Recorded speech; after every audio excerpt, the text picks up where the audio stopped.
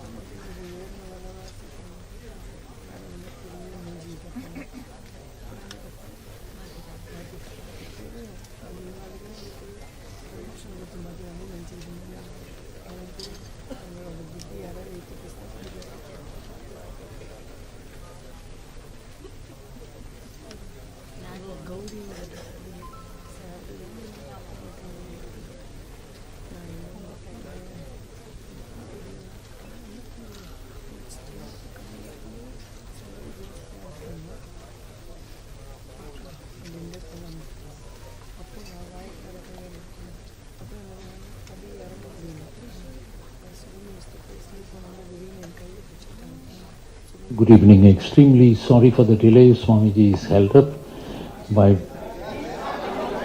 Yes.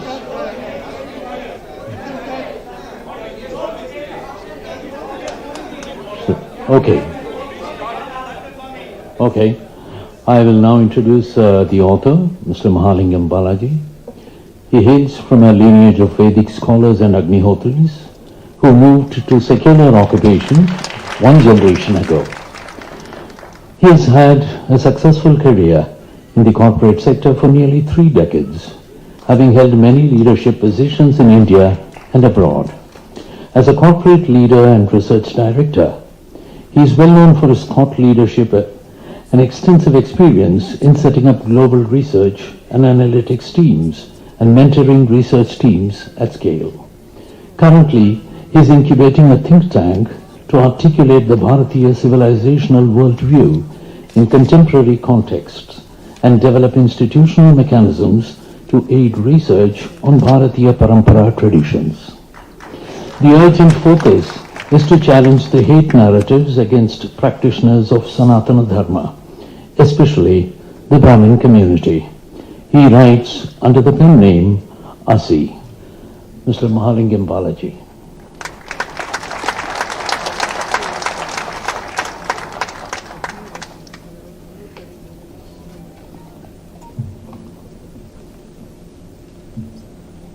நமஸ்காரம். இங்கே தமிழில் பேச சொல்லி நிறைய ரிக்வெஸ்ட் வந்தது, அதனால நான் தமிழிலேயே பேசுகிறேன். ஸ்ரீ குருப்யோ நமः. சதகோடி வித்தால சதிபாய முகபாகி குதிபாய் கடா மதகோடி உலகேழும் மனம் நார வரும் யானை வழிபாடுவாம். இங்கே தர்மாச்சாரியாரை அனுகிரகம் செய்திருக்கும் ஜிஎஸ் சுவாமிகளுக்கு நமஸ்காரத்தை தெரிவித்துக் கொள்கிறேன். அவர் வந்து கொண்டிருக்கிறார், சமிக்கணும் ஃபார் த டிலே.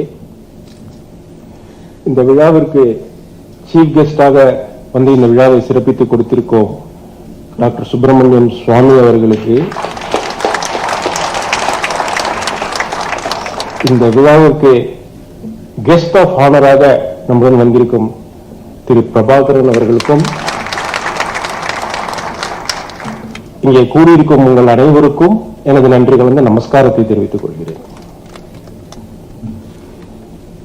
இப்போ இந்த புத்தகத்தை நாங்க ப்ரூஃப் வெர்ஷன் அப்படின்னு சொல்லுவோம்.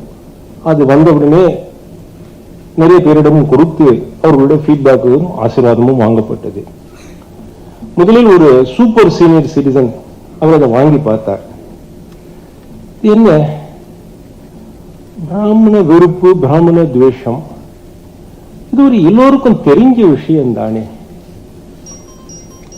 அப்படின்னு சொன்னார். அப்புறம் சொன்னார், ஒரு 30-40 ஆண்டுகளாக இது கட்டமைக்கப்படுகிறது அப்படின்னு ஒரு இந்தியா லெவலில் ஒரு 3-4 பேரை சொன்னார் குறிப்பிட்டு. அது அவருடைய கருத்தா சொன்னார். இன்னும் சில பேர் இதை கேட்கும் போது அவர்களுடைய பர்சனல் எக்ஸ்பீரியன்சஸ், அனுபூதி, அதை அவங்க கூட ஷேர் பண்ணிட்டா. அவனும் சொன்ன கருத்து, ஆமா இது நிறைய நடக்கிறது, எல்லாருக்கும் தெரிஞ்ச விஷயம். இப்ப நம்ம இங்க கூடியிருக்கோம், நம்ம எல்லாருக்குமே இது வந்து கிட்டத்தட்ட ஒரு தெரிஞ்ச ஒரு விஷயமாக தான் படுறது.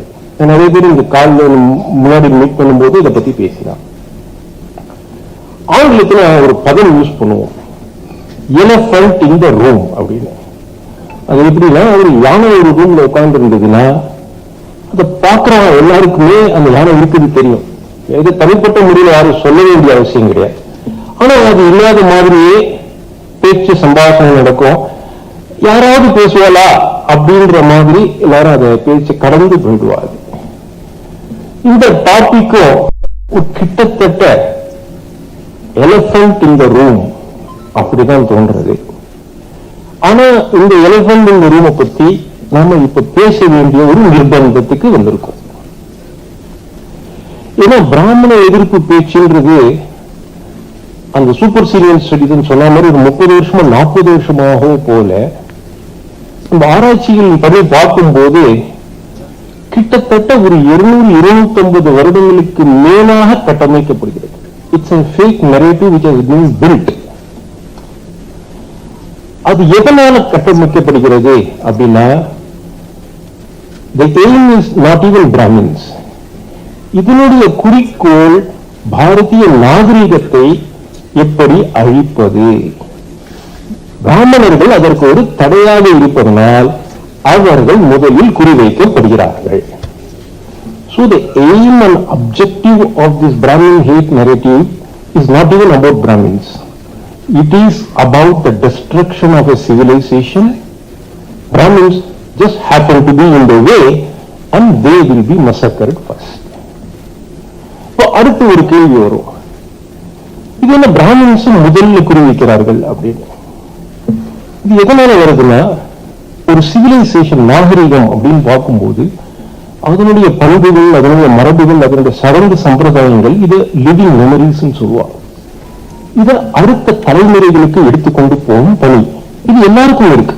அந்த சமூகத்தில் இருக்கிற அத்தனை பேருக்கும் இருக்கு. ஆனா ஒரு சில சமூகங்களுக்கு அந்த பொறுப்பு அதிகமாக கொடுக்கப்படும். அதாவது இந்த நாகரிகத்தை சிவிலைசேஷனல் நாலேஜ் டிரான்ஸ்மிஷன் அப்படின்னு குறிப்பிடுவார்கள்.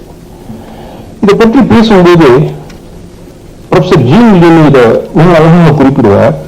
அவர் என்ன சொல்லுவாருனாங்க, மற்ற சிவிலைசேஷன்ஸை பற்றி பேசும்போது the pyramids have been eroded by the desert wind, the marble broken by earthquakes, and the gold is stolen by the robbers. அப்படின்னு மற்ற சிவிலைசேஷன்கள் அப்படி பிசிக்கலாக தங்களை அடையாளப்படுத்தின்றது.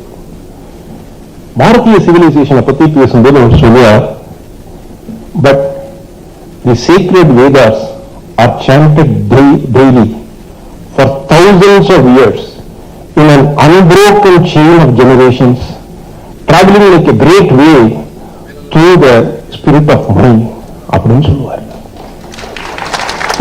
இதனாலதான் since Brahmins are at the edge of this civilizational war as knowledge carriers, they are being transmitted. They are being targeted first. அப்புறம் ஒரு கேள்வி வரும், இதுல பிராமணர்களை பத்தி மட்டுமே ஒரு சம்பாஷணையா, அவர்கள் மட்டுமே குறிவைக்கப்படுகிறார்களா? கேள்வியே தப்பு. நம்முடைய கருத்து என்ன பதிவு பண்றோம்னா, பிராமணர்கள் முதலில் குறிவைக்கப்படுகிறார்கள், அவர்கள் மட்டுமே அல்ல. Brahmins are targeted first, but they are not the only ones. இது மற்ற சமூகங்களுக்கும் நடக்கும். ஒரு சமூகமும் இந்த மாதிரியான நெருப்புகளை சந்திக்க வேண்டி வரும் till the Bharatiya civilization is totally annihilated. ஏன்னா இந்த சிவிலைசேஷன் எல்லாருக்குடைய பொது சொத்து, இது ஒரு குறிப்பிட்ட சமூகத்துக்கு இல்லை. அதனால எல்லாரையும் அழிச்சாதான் இந்த நாகரிகத்தை அழிக்க முடியும். So it will spread. இந்த புத்தகத்தில் முக்கியமான செய்திகள்னு பார்ப்போம். ஒரு 250 வருடம் முன்னாடி இது கட்டமைக்கப்படுகிறது அப்படின்னு நான் சொன்னேன் இல்லையா? இது எப்படி கட்டமைக்கப்படுகிறதுன்னா, ஐரோப்பாவில் ஒரு கட்டுரை எழுதப்படுகிறது இந்தியாவை பத்தி. இந்த கட்டுரை 8 to 12 வயதுக்கான குழந்தைகளுக்கு எழுதப்படுகிறது. அந்த கட்டுரையில பிராமண வெறுப்பு பதிவாகி இருக்கிறது. அது 200 வருடங்களுக்கு முன்னாடி குழந்தைகளுக்கு இது கற்றுத்தரப்பட்டிருக்கு. இது இந்த புத்தகத்தில் பதிவு பண்ணியிருக்கோம். அப்புறமா இந்த பிராமண வெறுப்பு பேச்சு அப்படின்னு நம்ம சொல்றோம் இல்லையா, இதை அதிக சம்பாஷணை இதை பத்தி பேசப்படாததுனால இதுக்கு ஒரு பெயர் கொடுக்கப்படவில்லை. மாண்டூக்கிய உபநிஷத்துல ஒரு பதம் வரும், அலட்சியம் அச்சரித்தியம். சுவாமி அவர்களுக்கு தண்டனை வைப்பாரு.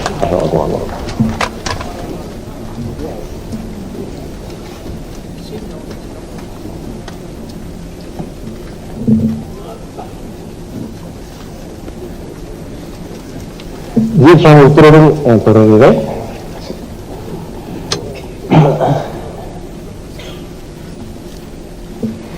சொல்லிட்டு இருந்தேன் இல்லையா, மாண்டூக்கிய உபநிஷத்துல ஒரு பதம் வரும், அலட்சணம் அச்சிந்தியம் ஆவ்யபதேசியம் யதாத்மபத்தியஹாரம் அப்படின்னு போகும். அது இட்ஸ் ஹைலி பிலாசபிக்கல் பாயிண்ட். ஆவ்யபதேசியம் அப்படின்னா ஒரு பொருளை எப்படி நம்ம டிஸ்கிரைப் பண்ண முடியாது, language it self cannot operate அப்படின்றது அதனுடைய பொருள். பிராமண வெறுப்பு பேச்சு அது அப்படிப்பட்ட வஸ்து கிடையாது. அதனால அதுக்கு ஒரு நாமகரணம் வச்சிருக்கோம், பிராமோபோபியா அப்படின்னு அதுக்கு ஒரு பேர் வைத்து அது டிஃபைன் செய்யப்பட்டிருக்கிறது. எல்லாருக்கும் ஒரு வேண்டுகோள் என்ன, நம்ம இதை பத்தி பேசும்போது பிராமோபோபியா அப்படின்ற ஒரு பதத்தை யூஸ் பண்ணலாம். அப்ப நமக்கு ஒரு காமன் லாங்குவேஜ் கிடைக்கும், இது மேலும் பேசு பொருளாகும் அப்படின்றது ஒரு வேண்டுகோள். செய்வீர்களா? இது கொஞ்சம் சத்தமா? நன்றி நன்றி நன்றி. அடுத்தது பிராமின் ஜெனோசைடு என்ற டைட்டில் இருக்கே, இது இருக்கா?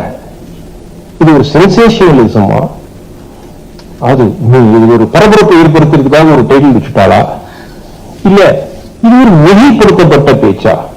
Is it an exaggeration? Genocide அப்படின்றத பார்க்கும்போது உலக அளவுல ஒரு மாடல் இருக்கு. 8 ஸ்டேஜா இருக்குது, அது ஒரு 10 ஸ்டேஜா ஆக்கியிருக்கா. எப்படி போகுதுனாக்கா அது வந்து சிம்பிளைசேஷன், கிளாசிபிகேஷன், டிஸ்கிரிமினேஷன், டிஹியூமனைசேஷன், ஒரு 10 ஸ்டேஜஸ் டிஃபைன் பண்ணியிருக்கா, கட்டங்கள்னு சொல்லலாம்.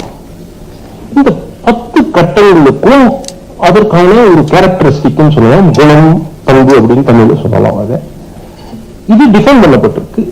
இதை பிராமண சமூகத்தின் நிலையோடு ஒப்பிட்டு பார்த்து இந்த புத்தகத்தில் பதிவு பண்ணியிருக்கோம். So, the word genocide was not used as an exaggeration. It was used after carefully evaluating the facts and applying the mind. அடுத்ததாக இந்த வெறுப்பு பேச்சு அப்படின்னு பேசும்போது சொல்லுவா, இது என்ன ஏதோ இன்டர்நெட்ல அவளுக்கு ஏதோ அர்த்தம் இல்லாத ஒரு கோபம், வாண்டிங் அப்படின்னு சொல்லுவா. இது அந்த மாதிரி கிடையாது. இன்டர்நெட்ல நடக்கக்கூடிய இந்த online violence has real world physical consequences. இது உலகளவில் இதற்கான ஆராய்ச்சிகள் நடத்தப்பட்டிருக்கு, இது பதிவு பண்ணப்பட்டிருக்கு. அதனால ஒரு வெறுப்பு பேச்சுங்கிறது வன்முறைக்கு கண்டிப்பாக வித்திடுகிறது என்பது ஆராய்ச்சிகளின் முடிவு. அப்புறம் ஒரு கேள்வி வரும், சரி இதுல ஒரு கேஷுவல் ரேண்ட் மாதிரி தானே இருக்குன்னா கிடையாது. இது கட்டமைக்கப்படுகிறது. இதுக்கு நிறைய பணம், நிறைய டைம் எல்லாம் ஸ்பெண்ட் பண்ணி பண்ணப்படுகிறது. அதுவும் இந்த புத்தகத்துல அதை பற்றின ஆதாரங்களும் இருக்கு, அதுவும் பதிவு பண்ணப்பட்டிருக்கு. இது இது பண்றதுக்கு சில டெக்னிக்ஸ் சொல்லுவோம், உத்திகள். இது சும்மா இல்லை, இது ஒரு உத்திகளை யூஸ் பண்ணி ஒரு மெத்தடிக்கலாக நடத்தப்படுகிறது. அது நிறைய இருக்கிறது. ஒரு சில உத்திகளை அந்த புத்தகத்துல நாங்கள் கொடுத்திருக்கோம்.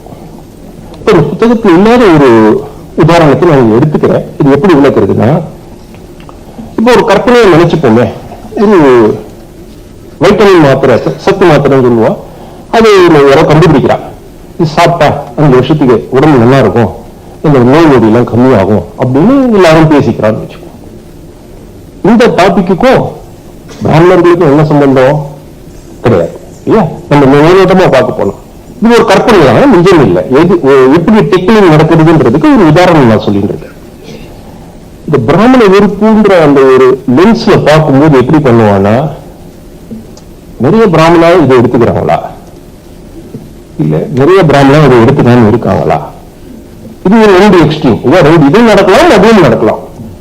நடுவே ஒண்ணு நடக்கும். சில பேர் எடுத்துக்கலாம், சில பேர் எடுத்துக்க மாட்டாங்க. இது சுபாவம், இது யதார்த்தம். நிறைய பேர் இது எடுத்துனாங்க அப்படின்னு ஒரு புள்ளி உரம் வந்ததுன்னா, பாருங்க, நமக்கு தான் இந்த மூடு பழக்க வழக்கங்கள், மந்திரங்கள் இந்த மாதிரி எல்லாம் சொல்லி நம்ம ஏமாத்திட்டு இருக்காங்க. ஆனா அவங்க சயின்டிபிக்காக இந்த மெடிசின் பின்னாடி தான் போறாங்க அப்படின்னு ஒரு கட்டமைப்பு வரும். இல்லைங்க நிறைய சாப்பிடல அப்படின்னு என்ன பண்ணுவாங்க, பாருங்க, அறிவியலுக்கு கொஞ்சம் ஒத்து வராத ஒரு சமூகம், மூட நம்பிக்கைகளில் மக்களை அடிமைப்படுத்தி வைத்திருக்கக்கூடிய ஒரு சமூகம் அப்படின்னு சொல்லிடும். கொஞ்சம் பேர் சாப்பிடுறாங்க, கொஞ்சம் பேர் சாப்பிடல அப்படின்னா என்ன பண்ணுவாங்கன்னா, கொஞ்சம் பேர் இதை ஸ்வீகரிக்கிறாங்க இல்லையா, அவங்க வந்து ஒரு போட்டோ எடுத்துக்க வேண்டியது. கொஞ்சம் பேர் இதை ஸ்வீகரிக்காம இருப்பாங்க பாருங்க, அவங்க கிட்ட இருந்து போய் நீங்க ஏன் சாப்பிடல அப்படின்னா ஒரு காரணம் சொல்லுவாங்க. எல்லாருக்கும் ஒரு காரணம் இருக்கும் இல்லையா? இந்த காரணத்தை வார்த்தைகளை போட்டுட்டு அந்த போட்டோவையும் கூட போட்டுட்டு பாருங்க, சொல்றது ஒண்ணு செய்யறது ஒண்ணு, உள்ளொன்று வைத்து புறம் ஒன்று பேசுவார்கள் அப்படின்னு. அதாவது இது எப்படின்னா, உலகத்தில் எந்த பிரச்சனை நடந்தாலும் இது மாதிரியான உத்திகளின் மூலமாக எந்த ஒரு சமூகத்தையும் நாம பார்க்க முடியும் அப்படின்றது இது டெக்னிக்கல் மூலமா தெரிய வருது. நாகரிக அழிப்புக்காக இது வந்து நிறைய செய்யப்படுகிறது. இதனால புதுசு இல்லை, இது நம்ம பிராமணர்கள் இப்ப ஃபேஸ் பண்றாங்க, மற்ற கம்யூனிட்டிகளும் இதை ஃபேஸ் பண்ணுவோம். கடைசியாக டெக்னாலஜி யூஸ் பண்ணப்படுகிறது. டெக்னாலஜி எப்படி யூஸ் பண்றாங்கன்னா, இது சடங்கு சம்பிரதாயம், யாகம், அதுக்கான அக்னி வரும், அதுக்கு நெய் ஊற்றப்பட வேண்டும், இதெல்லாம் இருக்கு. ஒரு விர்ச்சுவல் எக்ஸ்பீரியன்ஸ், ஒரு கம்ப்யூட்டர்ல ஒரு வீடியோ கேம் மாதிரி பண்ணிட வேண்டியது. இதுக்கு ஒரு என்விரான்மெண்டல் அப்படின்ற, அதுக்கு ஒரு அடைமொழியும் கொடுத்துருந்துச்சு. என்விரான்மெண்டல் ஃப்ரெண்ட்லி, ஈகோ ஃப்ரெண்ட்லி அப்படின்னு சொல்லிட வேண்டியது. இது மாதிரி நிறைய கட்டமைப்புகளும் டெக்னாலஜியும் யூஸ் பண்ணி இந்த நாகரிகத்தையும் இந்த பழக்க வழக்கங்களையும் ட்ரிவியலைஸ் பண்றதுன்னு சொல்லுவாங்க. அதுவும் நடந்துருக்கு. சரி, இப்போ அடுத்த கட்டத்துக்கு போவோம். இதெல்லாம் சரி, இதுக்கும் எனக்கும் இதெல்லாம் தெரிஞ்சுக்கிறதுனால எனக்கு என்ன பிரயோஜனம், இந்த புத்தகத்தினால எனக்கு என்ன நன்மை? இந்த மேல்நாட்டு கலாச்சாரத்துல ஒன்று வரும், what is in it for me அப்படின்ற ஒரு கேள்வி எல்லாருக்கும் கற்றுக் கொடுத்துட்டான். இப்போ இந்த what is in it for மீனாக்க இது எப்படி வருகிறது அப்படின்னு பார்த்தோம்னா, ஒரு 200 வருடங்களாக இந்த சிவிலைசேஷனல் பேட்டில் நடந்து இருக்கு. ஆனாலும் இதை நம்ம ஒரு டிஸ்டிங்க்ட் ஃபேஸஸ் சொல்லுவோம். ஒரு சில படிவங்களை நம்மளால பார்க்க முடியாது. அந்த ஃபேஸ்ல பார்க்கும்போது ஒரு 100 வருஷத்துக்கு முன்னாடி நிறைய பேர் கிராமங்களை விட்டு சிட்டிக்கு வந்தாச்சு. தங்களுடைய பிராச்சீனமான தொழிலை விட்டு செக்யூலர் ஜாப் உடை மாறிட்டு குண்டரம் சிகி போன்ற அடையாளங்கள் எல்லாம் துறக்க வேண்டியதா போச்சு. இப்போ அடுத்த நடந்தது, சிட்டிகள்ல இருந்து நிறைய ஃபாரின் கண்ட்ரிஸுக்கு நிறைய பேர் போக ஆரம்பிச்சாச்சு. இப்போ மூணாவது இந்த அடுத்த கட்ட நடவடிக்கைகள் என்ன நடக்கிறது, குளோபலா நடக்க ஆரம்பிச்சு. அமெரிக்கால நடக்கிறது, யூரோப்ல நடக்கிறது. இப்ப என்ன பண்ணலாம், இலான் மஸ்க் வந்து செவ்வாய் கிரகத்துக்கு ராக்கெட் விட போறாராம். அதை பத்தி நல்லா யோசிக்கலாம்னு நினைக்கிறேன். அங்கேயும் கூட வரும். அதனால இது ஒரு நிர்பந்தம் நமக்கு இருக்கு. இதை பேச வேண்டியது, இதை தவிர்க்க வேண்டியது நமக்கு வேண்டியது நிர்பந்தம் இருக்கு. இரண்டாவது இன்னொரு கேள்வி வரும், இது என்ன சிவிலைசேஷனல் பேட்டில்?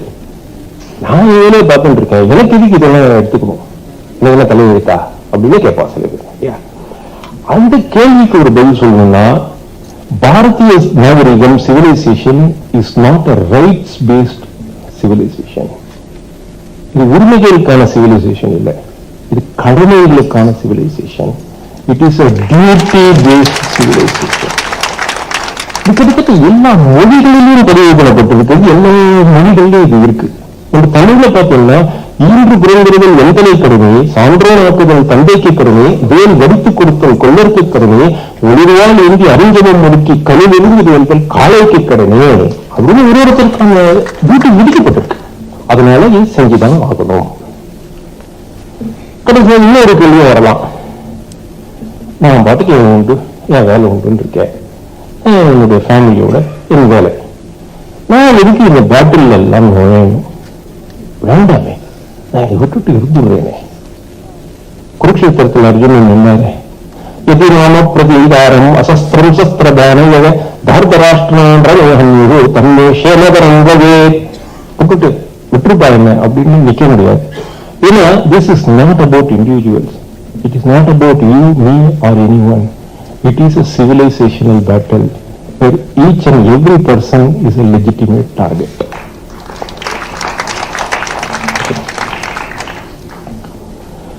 இப்ப நம்ம எப்படி எடுத்துட்டு போறது அடுத்த நடவடிக்கைக்கு? வெறுப்பு பேச்சுக்கு பதிலா வெறுப்பு பேச்சு என்னைக்கும் ஒரு தீர்வு இல்லை. அது நம்ம எல்லாருக்குமே தெரிந்த விஷயம். இத தர்மசாஸ்திரம் நியாயப்படி நம்முடைய அரசியல் சாசன விதிகளுக்கு உட்பட்டு இந்த வெறுப்பு பேச்சை எதிர்கொள்ளணும்.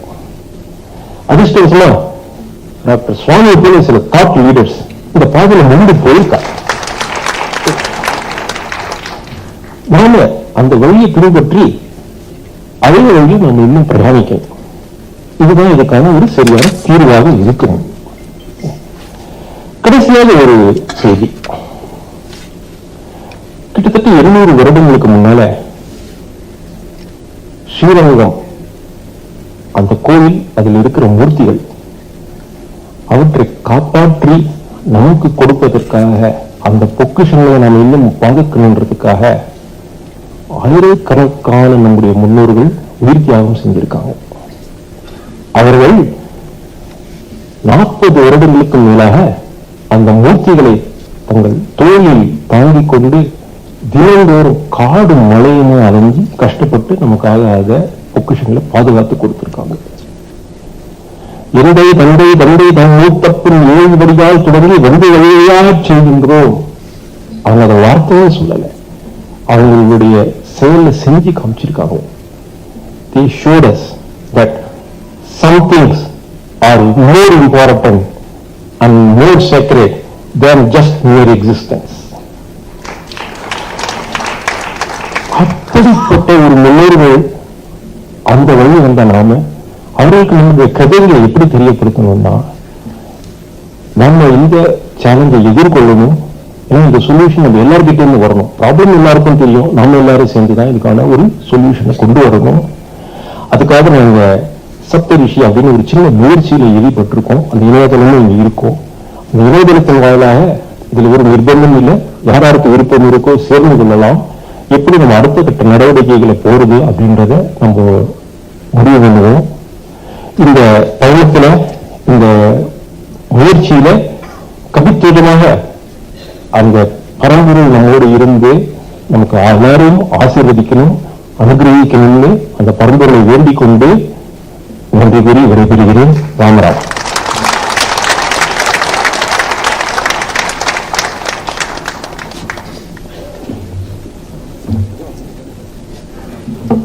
Thank you, Mahalingam Balaji, sir. A warm welcome to His Holiness Swamy, G.S. Swamiji.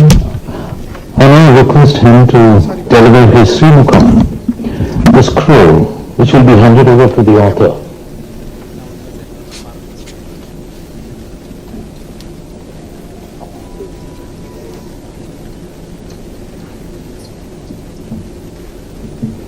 Please.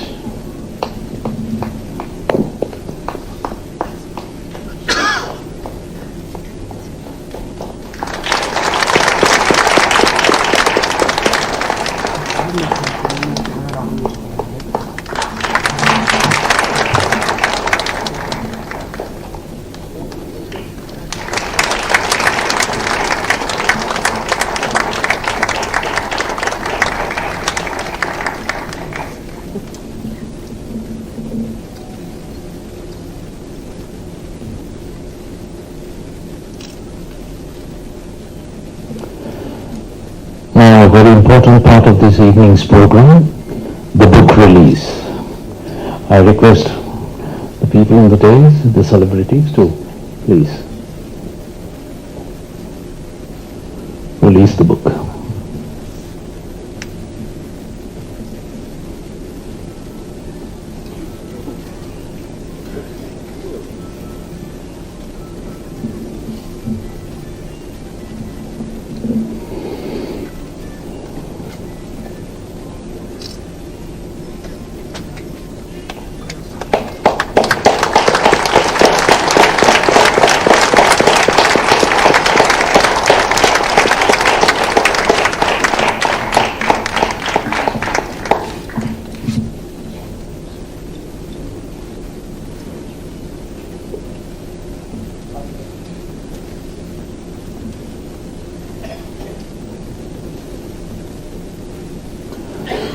Thank you, sirs.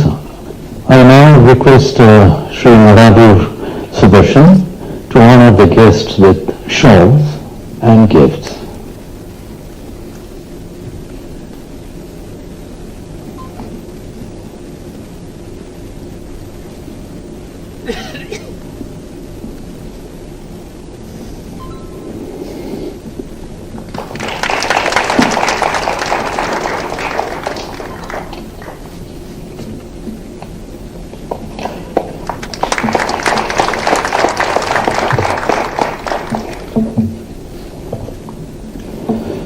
About Swamiji, Sanghavangara Shindaka Sampakumara Ramanujja Mannarjiya is the titular Peenadipati of the Sanghavangara Mannargudi Matham. He has taken sannyasa and occupied the Peetham with a view to uniting the Hindus and predominantly works among the marginal and underprivileged sections of the Hindu society, whom he calls Thirukkuvathur in Vaishnava tradition. The mutt was established by Manavara Mamaligar, who was in the line of Pillai Lokracharya, one of the acharyas after Swami Ramanujacharya. The mutt is thus 600 years old. There are records from the 19th century that discuss the Shindavangara mutt's contribution towards expenses for renovating the Navapalli, the temple kitchen at Vanamamalai Mutt. Even today, there are places called Jiyar Topu in Mannargudi. There is a special Tirtham reserved for the Jiyar at the Mannargudi temple, which is taken by the Bhattacharya, the Pujari. However, the seat was vacant for the last 120 plus years before he was ordained. Swamiji, please, a few words.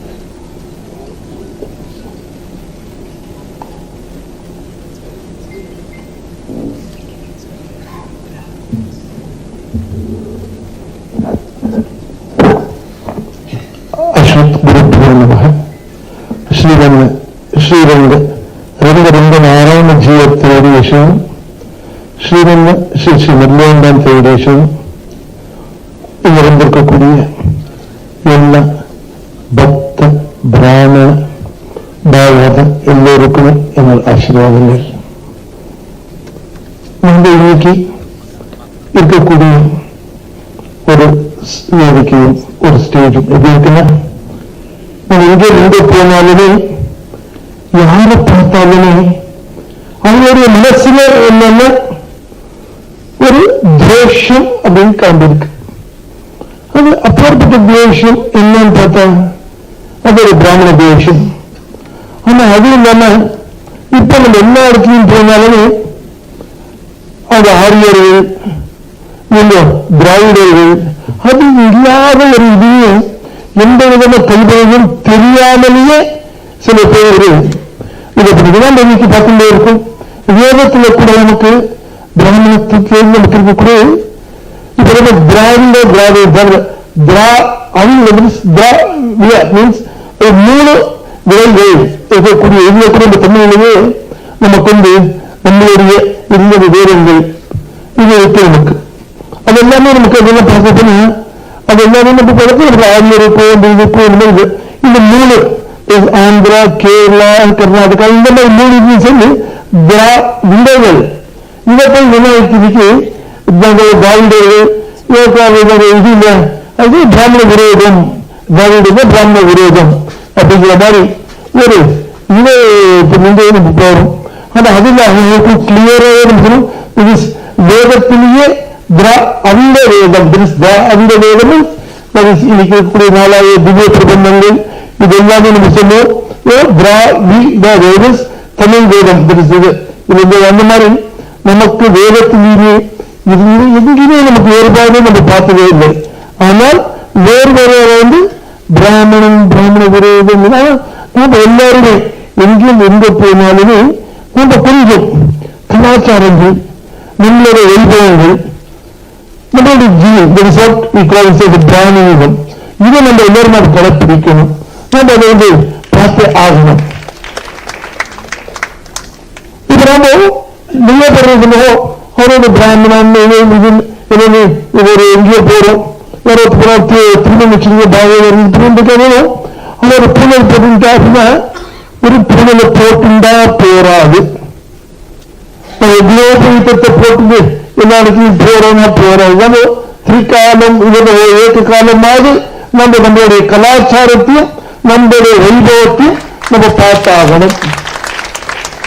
முதல்ல நம்ம பார்க்கணும். இப்ப நம்மளுடைய பிராமணாலேயே நம்ம எங்கெங்கயோ போறோம், எல்லாருமே ஒன்றுமே இருக்கும். ஆனா எங்க போனாலுமே நாம நம்மளுடைய கலாச்சாரமான கலைகள் அதாவது தீபதியா இருக்கட்டும், திருமணா இருக்கட்டும், அதை இப்பிக்கிறதுக்கு சந்தேகப்பட்டு இருக்கும்.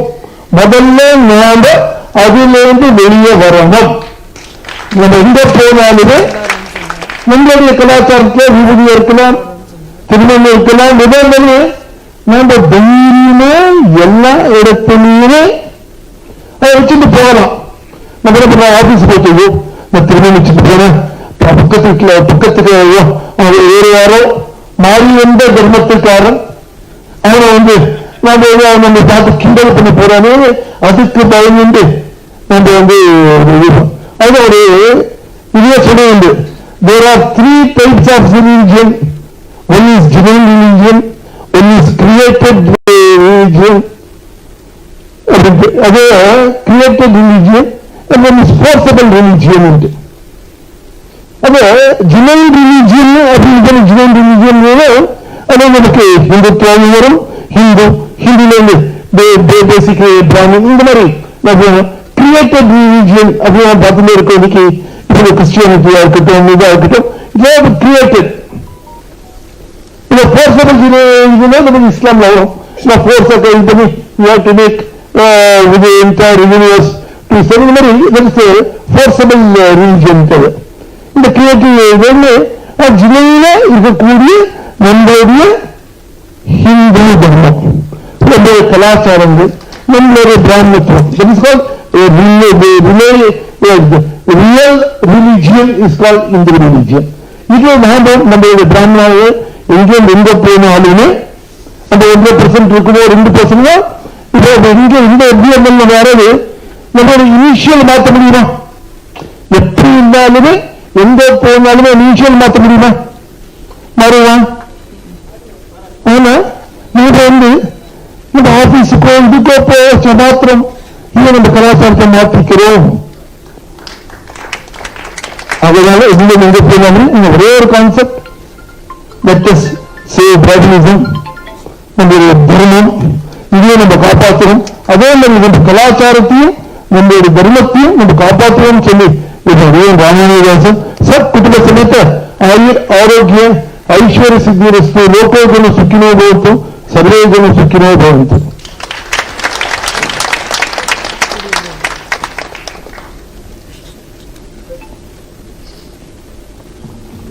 Thank you, G.R. Swamiji. I would like to introduce now Mr. Bhaskaran Prabhakaran, a writer and a columnist. He is the director of Gem Shipping Services. He is a Bachelor of Engineering from the College of Engineering, Chennai, postgraduate diploma in Port and Shipping Management. Earlier he served as Assistant Traffic Manager at Madras Port Trust. He had been manager operations in various shipping companies. He has attended various seminars and courses, national as well as international. He has also published a number of research papers, one of them being marketing strategy for ports. He has also presented a paper on diasporic tendencies in ancient Tamils. He has also brought out a few publications on varied subjects. He is also a recipient of a few awards, winner of Akiyama Award instituted by International Association of Ports and Harbors, Japan, for the year 1992. A columnist, a media personality. I request Mr. Bhaskaran Prabhakaran to say a few words.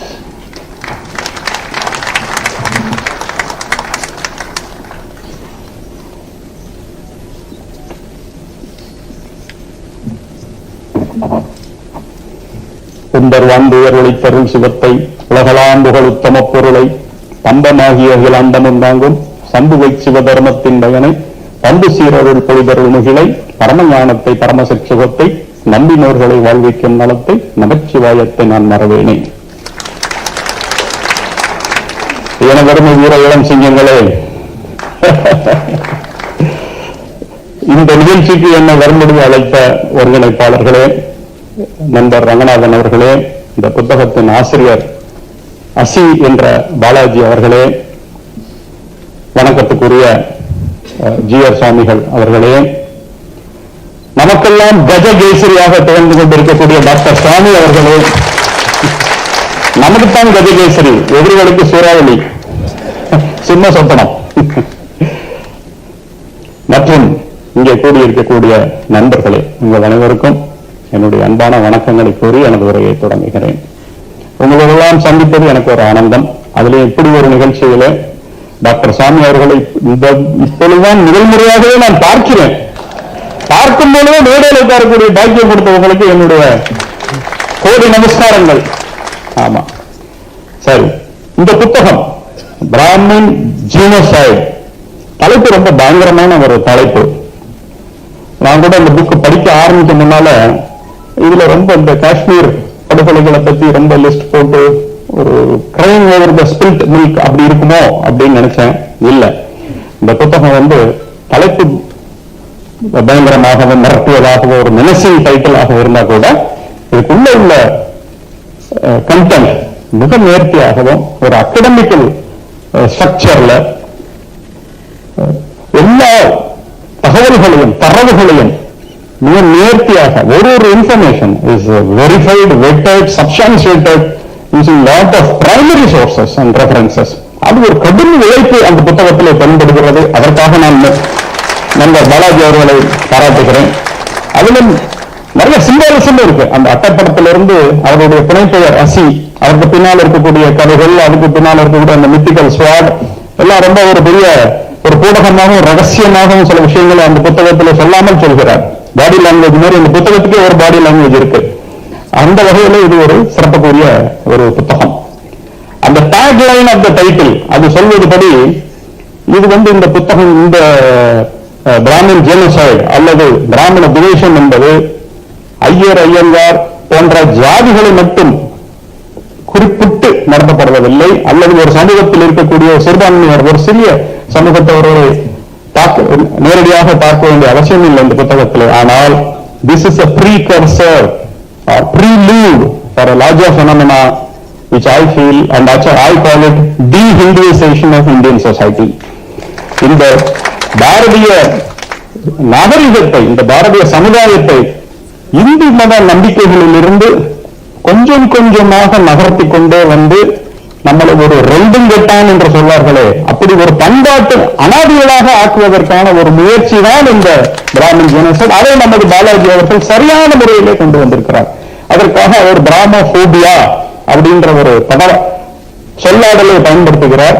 மிகச் சரியான சொல்லாடல் தான் அது. தினம் தினம் நமது அன்றாட வாழ்க்கையிலும் பத்திரிகைகளிலும் சினிமா துறைகளிலும் எப்படியெல்லாம் ஒரு குறிப்பிட்ட சமூகத்தினர் கிண்டல் செய்யப்படுகிறார்கள், ஏளனம் செய்யப்படுகிறார்கள், இழிவு செய்யப்படுகிறார்கள் என்பதை இந்த சொல் நேரடியாக நமக்கு அது கண் முன்னால் நின்று அடிக்குது. அந்த வகையிலும் இந்த புத்தகம் ஒரு சிறப்பான புத்தகமாக திகழ்கிறது.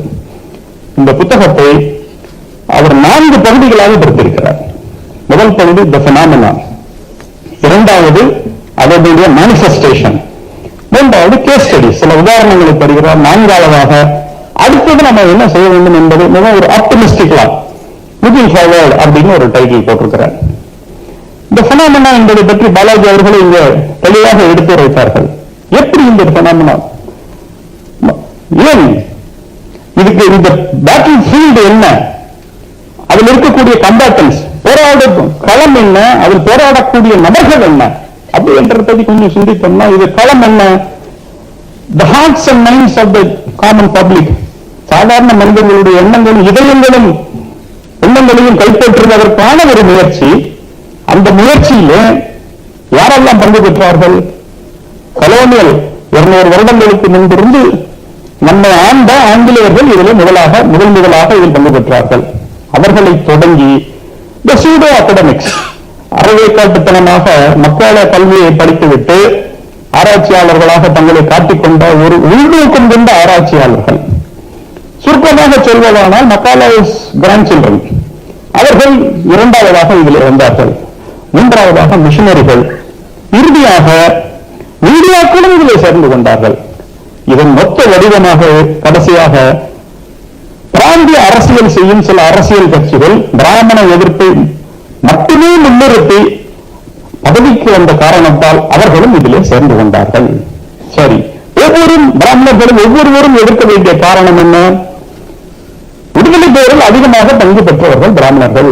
எனவே ஆங்கிலேயர்களுக்கு அது இடங்களாக இருந்தது. ஒரு விஷயம், இதற்காக இட்டுக்கட்டியதுதான் பல கதைகள். அடுத்ததாக இந்த மக்களை கல்வி பெற்ற அவர்களுக்கு என்ன வருத்தம் என்றால், எல்லா பகுதியிலும் பிராமணர்களே அமர்ந்து விட்டார்கள், அவர்கள் எல்லாத்தையும் பிடித்துக் கொண்டார்கள். நீ பிடிக்க வேண்டியதானே, ஒன்றுமே பிடிக்க வேண்டாம் சொன்னது. இதுல ஒரு சின்ன ஒரு கலாச்சார பின்னணி இருக்குது. அதை புரிந்து கொள்ளாமல் இன்றைக்கு எல்லாரும் அதை பற்றி பேசுகிறார்கள். அதாவது இந்த கல்வி முறை, நவீன கல்வி முறை என்பது இங்கு வந்த பொழுது நாம் அனைவருமே ஏதாவது ஒரு வகையில் விவசாயத்தை சார்ந்திருந்தோம். எப்படியாவது நமது தொழில், நம்ம கொத்தனாக இருந்தாலும் சரி, தச்சனாக இருந்தாலும் சரி, ஒரு ஏக்கர் நிலம் இருக்கும், அதிலே இருக்க விவசாயம் நடந்து கொண்டிருக்கும். அப்படித்தான் நமது சமுதாயம் இருந்தது. ஆகையினாலே பள்ளிக்கூடம் என்று திறந்த பொழுது நமது பிள்ளைகளை அனுப்புவதற்கு மற்ற சமுதாயத்தால் முடியவில்லை. அவர்களுக்கு மேன் பவர் தேவைப்பட்டது. பிராமணர்கள் மட்டும் மொத்தமாக வந்து விட்டார்கள் என்று பார்த்தால், புள்ளி விவரங்களை படித்து பார்த்தால், நிலச்சி வாழ்ந்தார்கள் இருந்த பிராமணர்கள் சமுதாயத்திலிருந்து கல்விக்கு உடனே வரவில்லை. யாரெல்லாம் ஆசிரியர் தொழிலில் இருந்தார்களோ, கோவில் தொழில்கள் இருந்தார்களோ, அவர்கள் வீட்டு பிள்ளைகள் தான் முதலாக இந்த பள்ளிக்கூடங்களிலும் கல்லூரிகளிலும் பாடம் பெற்றார்கள். அதன் பின்னால் மற்றவர்கள் தொடர்ந்து வந்தார்கள்.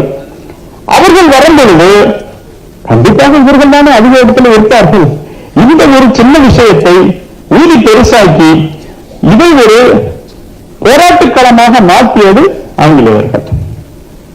மூன்றாவதாக மிஷனரிகளுக்கு ஒரு பெரிய இடைஞ்சல். தாழ்த்தப்பட்ட சமுதாயத்து மக்கள் பல வகையிலும் சிரமப்பட்டார்கள், அதை நாம் மறுக்க முடியாது. ஆனாலும் மிஷனரிகளுடைய சக்சஸ் ரேட் என்ன? 2%. அவர்களுக்கு ஒரு ஆச்சரியம். இந்த நூற்றுக்கணக்கான வருஷங்களாக இவன் கொடுமைப்படுத்தப்படுகிறான், கோவிலுக்குள் இவனை விட மறுக்கிறார்கள், ஆனாலும் இவன் இந்த மதத்தில் இருந்து வர மறுக்கிறான். அப்படின்னா இதுல நமக்கு சொல்லக்கூடிய செய்தி என்ன? நாம் புரிந்து கொள்ள வேண்டிய செய்தி என்ன? நமது ஆதி தமிழ் குடி சகோதரர்கள், இன்று தாழ்த்தப்பட்ட சமூகம் என்று சொல்கிறோம், அந்த சமுதாயத்தைச் சேர்ந்த சகோதரர்கள் மிஷனரிகளுக்கு சொன்ன செய்தி என்னவென்றால், என்னை 500,000 வருடங்களாக கோவிலுக்கு விட மறுத்தாலும் சரி, நான் என்னுடைய இறைவனை விடமாட்டேன். அவர்கள் அல்லவா இந்துக்கள், அவர்கள் அல்லவா நாம் வணங்கும் தெய்வங்கள். அப்பேற்பட்ட பக்தர்களை இவர்கள் எளிதாக மதம் மாற்ற முடியும் என்று நினைத்தார்கள், முடியவில்லை. உடனே அவர்களுக்கு தோன்றியது என்ன? இதற்கு தடையாக இருப்பது பிராமணர்கள், அவர்களை எதிர்க்க வேண்டும். இப்படியாக வளர்ந்ததுதான் இந்த பிராமண எதிர்ப்பு. இந்த எதிர்ப்பு துவேஷமாக எப்பொழுது மாறியது என்றால், அண்ணா அவர்கள் அரசியலுக்கு வந்த பின்னர் தான்.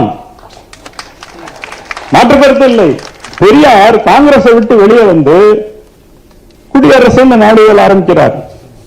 அந்த தலைப்பு படம் என்ன தெரியுமா? அந்த லோகோ, ஒரு நடுவுல கோவில், இந்த பக்கம் சர்ச், இந்த பக்கம் மசூதி. இதுதான் குடியரசுடைய முதல் நாளிதழுடைய லோகோ. கடவுள் நம்பிக்கை இல்லை என்று பெரியார் முதலில் பேசவில்லை. அண்ணாதுரை அவரோடு சேர்ந்த பிறகுதான் இந்த குதர்க்கமான வாதங்களை எல்லாம் பெரியார் எடுத்து வைக்கிறார். அதாவது ஏற்கனவே ஒரு இஞ்சி தின்ன குரங்கு அதற்கு தேள் கொட்டிய பிறகு அது என்ன செய்யுமோ அதைத்தான் அண்ணாவுடன் சேர்ந்த பெரியார் செய்தார். குடியரசு நாடுகளிலே படித்து பாருங்க, இப்ப கூட அது ஆர்கைவ்ல இருக்கு. ஒருத்தர் இறந்து விட்டார், சிவலோக பதவி அடைந்தார், வைகுண்ட பதவி அடைந்தார் என்று பெரியாரே எழுதுகிறார். அவர் எப்போ கடவுள் மறுப்புக்கு வாராருன்னா, இந்த இதெல்லாம் விட்டுட்டு 37க்கு பிறகு பழச விடணும்னா 2 வழி இருக்கு. மிஷனரிகள் அதை தெளிவா செய்வாங்க, உடனே பேரை மாத்தணும். அதே போல பெரியாரும் குடியரசு விடுதலைன்னு மாத்துறாரு. அவருக்கு கொடுக்கப்பட்ட நீதி கட்சியை அப்படியே திராவிடர் கழகம் என்று மாற்றுகிறார். இப்படி பழைய அடையாளங்களை அழித்தொழித்து விட்டு புதிதாக ஒரு தத்துவத்தை வைக்கும் பொழுதுதான் இந்த பிராமண துவேஷம் என்பது அண்ணாவனுடைய முயற்சியால் பெரிய அளவில் கட்டமைக்க. அண்ணா எங்கிருந்து கத்துக்கொள்றார்? ஹிட்லரிடமிருந்து. ஹிட்லருக்கு என்ன வேணும்? பாசிட்டிவா எவ்வளவோ பேசி பார்க்கிறான், அரசியல் எடுபடவில்லை. அதனால ஒரு எலெக்ஷனை கூட மெஜாரிட்டியா ஜெயிக்க முடியல. உடனே அவன் கண்டுபிடித்தது, நமது எல்லா குறைகளுக்கும் காரணம் யூதர்கள். ஏன் யூதர்களை தேர்ந்தெடுத்தான்? சிம்பிள் காரணம், நியூமெரிக்கலி மைனாரிட்டி. அவர்களால் பெரிய ஓட்டு விழாது. மனிதருக்கு எப்போதுமே ஒரு சுவாபம் உண்டு. நல்ல பொருள்களை ஏற்றுக்கொள்வது நமக்கு கஷ்டம், தீயவற்றை ஏற்றுக்கொள்வது எளிது. பால் குவி குவி தான் நம்ம வீட்டுல இருந்து கொடுக்கறாங்க. டாஸ்மார்க் எங்க இருந்தாலும் தேடி போய் வாங்குறோம். நாளைக்கு சரி வாங்கல, நீங்க எல்லாம் சும்மா தானே இருக்கிறீங்க, நாளைக்கு வாங்க ஒரு கோவில்ல போய் ஒரு உளவார பணி பண்ணுவோம்னா எத்தனை பேர் வருவீங்க? முடியாது. இந்த தெருவில் போய் கல் எடுத்து அடிச்சு இந்த கடைகள்லாம் மூட வைக்கணும்னு இன்னைக்கு நான் அனௌன்ஸ்மெண்ட் கொடுத்தா கண்டிப்பா 50 பேர் என்னை சுத்தி வந்துருவாங்க. இது மனித இயல்பு. ஆகையினால யாராவது ஒரு கற்பனை எதிரியை உருவாக்கி விட்டால் என்னுடைய குறைபாடுகளை நான் அடுத்தவனிடம் தெரிந்து விடலாம். நான் படிக்கல, நான் முயற்சி எடுக்கல, நான் வேலை செய்யல அப்படின்னு சொன்னா அது எனக்கு இழுக்கு. இதுக்கெல்லாம் காரணம் பிராமணன் அப்படின்னு சொல்லிட்டோம்னா ஏன் மேல தப்பு இல்ல, அவன் வந்ததுனால எனக்கு கிடைக்கல. இது நம்மளுடைய ஒரு சோம்பேறித்தனமான முடக்குவாத மனோநிலை. இதை ஊக்குவித்தது அண்ணாதுரை. அண்ணாதுரை வந்த பிறகுதான் இந்த திராவிட கழகம் பிராமண துவேஷத்தை ஒரு விஷமாகவே கட்டிக் கொண்டிருந்தார்கள். அப்பொழுதுதான் பாப்பானையும் பாம்பையும் கண்டால் பாம்பை முதலில் அடி என்ற இதெல்லாம் கொண்டு வந்தது யார்? அண்ணாதுரை. பெரியார் இல்ல, அண்ணாதுரை தான் முதல்ல கொண்டு வந்தார். அது பெரியார் அண்ணாதுரைக்கு கிடைச்ச ஒரு பெரிய பப்பட், அவ்வளவுதான். இதெல்லாம் இந்த பினாமினன் என்ற பகுதியிலே நமது பாலாஜி அவர்களும் சொல்லியிருக்கிறார். நான் கொஞ்சம் சேர்த்து சொல்லியிருக்கிறேன், அவ்வளவுதான். அடுத்ததாக அவர் மேனிஃபெஸ்டேஷன், அதை பத்தி அவரே சொன்னார். ஒரு 8 வகையில வந்தது 10ஆக மாற்றி கொடுத்திருக்கிறார். எல்லாம் சரிதான். இன்னொன்னு, ஏன் இந்த ஆங்கிலேயர்கள் மற்றவர்களும் சேர்ந்து இதெல்லாம் உருவாக்கினார்கள் என்பதற்கு பல்வேறு காரணங்கள், ஏற்கனவே சொன்ன காரணங்களோட இன்னொன்னு, 1857 நமது முதல் சுதந்திர போர்ல வட இந்தியா கலந்து கொண்டது, தென்னிந்தியா கலந்து கொள்ளவில்லை. அப்ப தென்னிந்தியாவை இப்படியே வச்சிருக்கணும், ஒரு அலுகாவே வச்சிருக்கணும்னா என்ன செய்யணும்? வடக்கு தெற்குக்கு ஏதாவது பிரச்சனையை ஏற்படுத்தணும். அதுதான் ஆரிய திராவிட கோட்பாடு. வட இந்தியாவிலையும் இந்துக்களும் முஸ்லிம்களும் ஒன்றாக சேர்ந்து விட்டார்கள், சேர்ந்து ஒரு தேசிய இனமாக தங்களை மாற்றிக்கொண்டார்கள் என்பதற்கு அடையாளமே பகதூர் ஷாவை அவர்கள் மன்னராக அறிவித்தது. அப்ப அவர்களை இந்து முஸ்லிம் இதை பிரிக்கணும். 3 பிரிவுகளாக இருந்தால் பற்றாது, இது 3000 பிரிவுகளாக வர வேண்டும் என்றால் ஜாதி தான் ஒரே ஆயுதம். உடனே எந்தெந்த ஜாதி சங்கங்கள் புறப்பட்டனவோ அது எல்லாவற்றுக்கும் ஆங்கிலேயர்கள் ஆதரவு கொடுத்தார்கள். உங்களுக்கு ஒரு ஆச்சரியமான செய்தி சொல்றேன். 1877 இருந்து 79 வரைக்கும் பிரிவி கவுன்சில்ல வந்த வழக்குகளில் 9% வழக்குகள் எங்களை உயர்ந்த ஜாதிகளாக மதிக்க வேண்டும் என்று ஜாதி சங்கங்கள் தொடர்ந்த வழக்குகள். லண்டன் வரைக்கும் போய் என்னை பெரிய ஜாதின்னு மதிக்கணும்னு கேஸ் போறான். இதுக்கெல்லாம் ஊக்கப்படுத்தியது யார்? இங்க இருந்த அதிகாரிகள். இப்படியாக வளர்ந்தது இந்த பிராமபோபியா எனப்படும் பிராமண துவேஷம். சரி, இந்த மேனிபெஸ்டேஷன்ல அவர் பல காரணங்கள் எல்லாம் சொன்னார். 2-3 விஷயங்கள் மட்டும் என்னுடைய வாழ்க்கையில தொடர்புடையது. உங்களுக்கு நான் பல வீடியோக்கள் போட்டிருக்கேன் என்பதனால், டாக்டர் சாமி அவர்கள் இருப்பதனால் அதை நான் சொல்ல பிரியப்படுகிறேன். ஒண்ணு, நமது புராணங்களிலும் இதிகாசங்களிலும் இருப்பது ஏதாவது ஒன்றை அவுட் ஆஃப் கான்டெக்ஸ்டாக எடுத்து சொல்வார்கள். அதுல குறிப்பாக நடந்தது ரங்கராஜ் பாண்டே அவர்களுக்கும் கி வீரமணி அவர்களுக்கும் நடந்த ஒரு உரையாடலில் கி வீரமணி அவர்கள் சொல்றார், இந்து திருமண மந்திரங்கள் ஆபாசமானவை. உங்களுக்கு எல்லாம் தெரிஞ்சிருக்கும் இல்லையா? அதுல ஒரு குறிப்பிட்ட வரியை சொல்றார். இந்த பெண்ணை முதலில் அக்னி மணந்து கொண்டான், பின்னர் வாயு மணந்து கொண்டான், பின்னர் மணந்து கொண்டான்ங்கிறது நான் சொல்றேன், அவர் இன்னும் மோசமா சொன்னார். பின்னர் இந்திரன் மணந்து கொண்டான், அப்புறமாக உனக்கு வழங்கப்படுகிறாள் அப்படின்னு. இது கேட்ட உடனே எனக்கே ஒரு தூக்கி வாரி போகுது. இப்படி ஒரு மந்திரங்களை நமது முன்னோர்கள் சொல்லிக் கொண்டிருப்பார்களா? இதை பிராமணர்கள் பூர்த்தி விட்டார்கள், அவர்களும் தானே அதே மந்திரத்தை சொல்றாங்க. அந்த அறிவு கூட இல்லாம அவர் பேசிக்கிட்டு இருந்தார். சரி, யாராவது அறிஞர்கள் இதற்காக மறுப்பு தெரிவிப்பார்கள் என்று நான் 2 மாதங்கள் காத்திருந்தேன். ஒன்றும் நடக்கவில்லை. ஒரே ஒரு பெண்மணி மட்டும் ஒரு யூடியூப் வீடியோல நானும் மொழிபெயர்ப்பை பார்த்தேன். மொழிபெயர்ப்புல இப்படிதான் போட்டிருக்குன்னாங்க. சரி, இன்னும் ஒரு சீக்ரெட் டெக்ஸ்ட் என்ற ஒரு வெப்சைட் இருக்கு, அதுல போய் பார்த்தா ரால்ஃப் உடைய டிரான்ஸ்லேஷன் இப்படிதான் போட்டிருக்குது. அப்பொழுதுதான் முடிவு செய்தேன், இனிமே டிரான்ஸ்லேஷனை விடக்கூடாது. என்னுடைய சம்ஸ்கிருத புலமை என்பது மிக மிக குறைவு, ரொம்ப ஒர்க்கிங் நாலேஜ் தான். ஆகையினால பட் இன்னைக்கு நிறைய ஆன்லைன் டூல்ஸ் இருப்பதனால் நானே அந்த இது ரிக்வேதத்துல 10வது மண்டலத்துல 85வது ஹிண்ட் 85வது பாடல், ஒரு 52 வரிகளுடைய பாடல், 52 ரிக்குகள், கன்னிகள். 34வது வரி தான் இந்த பிரச்சனைக்குரிய வரி. அப்படி என்றால் முழுமையாக இதை படிக்க வேண்டும் அப்படின்னு மொத்தத்துக்கு நானே மொழிபெயர்த்த பொழுது அதுல என்ன இருக்கு? ஒண்ணுமே இல்லை. அதுல ஒரு திருமண நிகழ்ச்சி நமக்கு காண்பிக்கப்படுகிறது. யார் யாருக்கும் திருமணம்? சோமன், நம்ம சோமபானம்னு சொல்லல, அந்த சோமனுக்கும் சூரிய பகவானின் மகளான ஒரு பெண்மணி, அவளுடைய பெயரும் சூர்யா, இந்த இருவருக்கும் திருமணம். அதைதான் இந்த பாடல் விவரிக்கிறது. அதைத்தான் நம்மளுக்கு மந்திரங்கள்ல நம்மளுக்கு ஒவ்வொரு திருமணத்திலும் அதை நம்ம ஞாபகப்படுத்துறோம். என்ன நடக்குது? பெண்ணுடைய மணப்பெண்ணுடைய வீட்டுக்கு மணமகன் வருகிறான். வந்த பொழுது இவங்க அவனை உபசாரம் பண்றாங்க, பரிசுகள் பரிமாறிக்கொள்ளப்படுகிறது. இன்னைக்கு நடக்கத்தானே செய்யுது. பர்சன் நிச்சயதார்த்தம்ங்கிறது அன்னைக்கு நடக்குது. எல்லாம் முடிஞ்சதுக்கு அப்புறமா திருமணம் நடக்குது.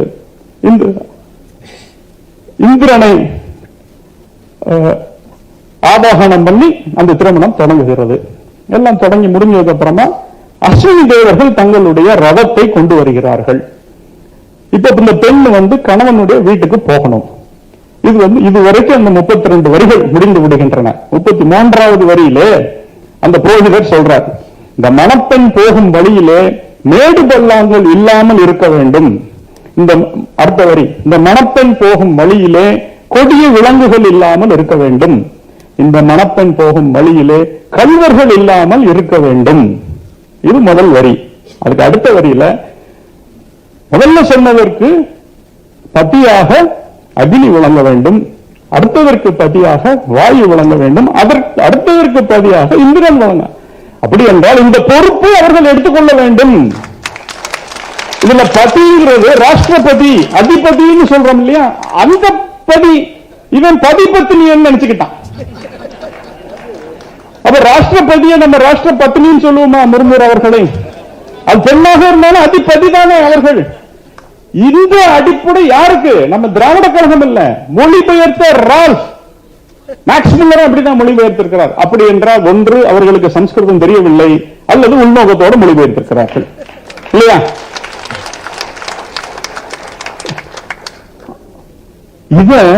இந்த திராவிட கழகங்கள் 50 வருஷமா புத்தகம் போட்டு சந்தோஷமா வெளியிட்டுக்கிட்டே இருக்கிறாங்க.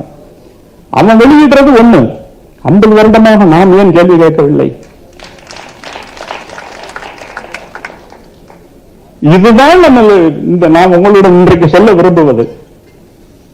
அடுத்ததாக இந்த இன்டாக்ட்ரினேஷனுக்கு புது கதைகளை அவிழ்த்து விடுவார்கள். உங்களுக்கு எல்லாம் தெரியும், நந்தனாருடைய கதை என்ன கதை? டக்கு நேரா சொல்லுங்க. நந்தனார் ஒரு பிராமணரிடம் அடிமையாக வேலை பார்த்தார். இவர் சிதம்பரம் கோயிலுக்கு போகணும்னு நினைக்கிறார், அவர் விடவில்லை. அதான கதை. சேக்கிலார் எழுதிய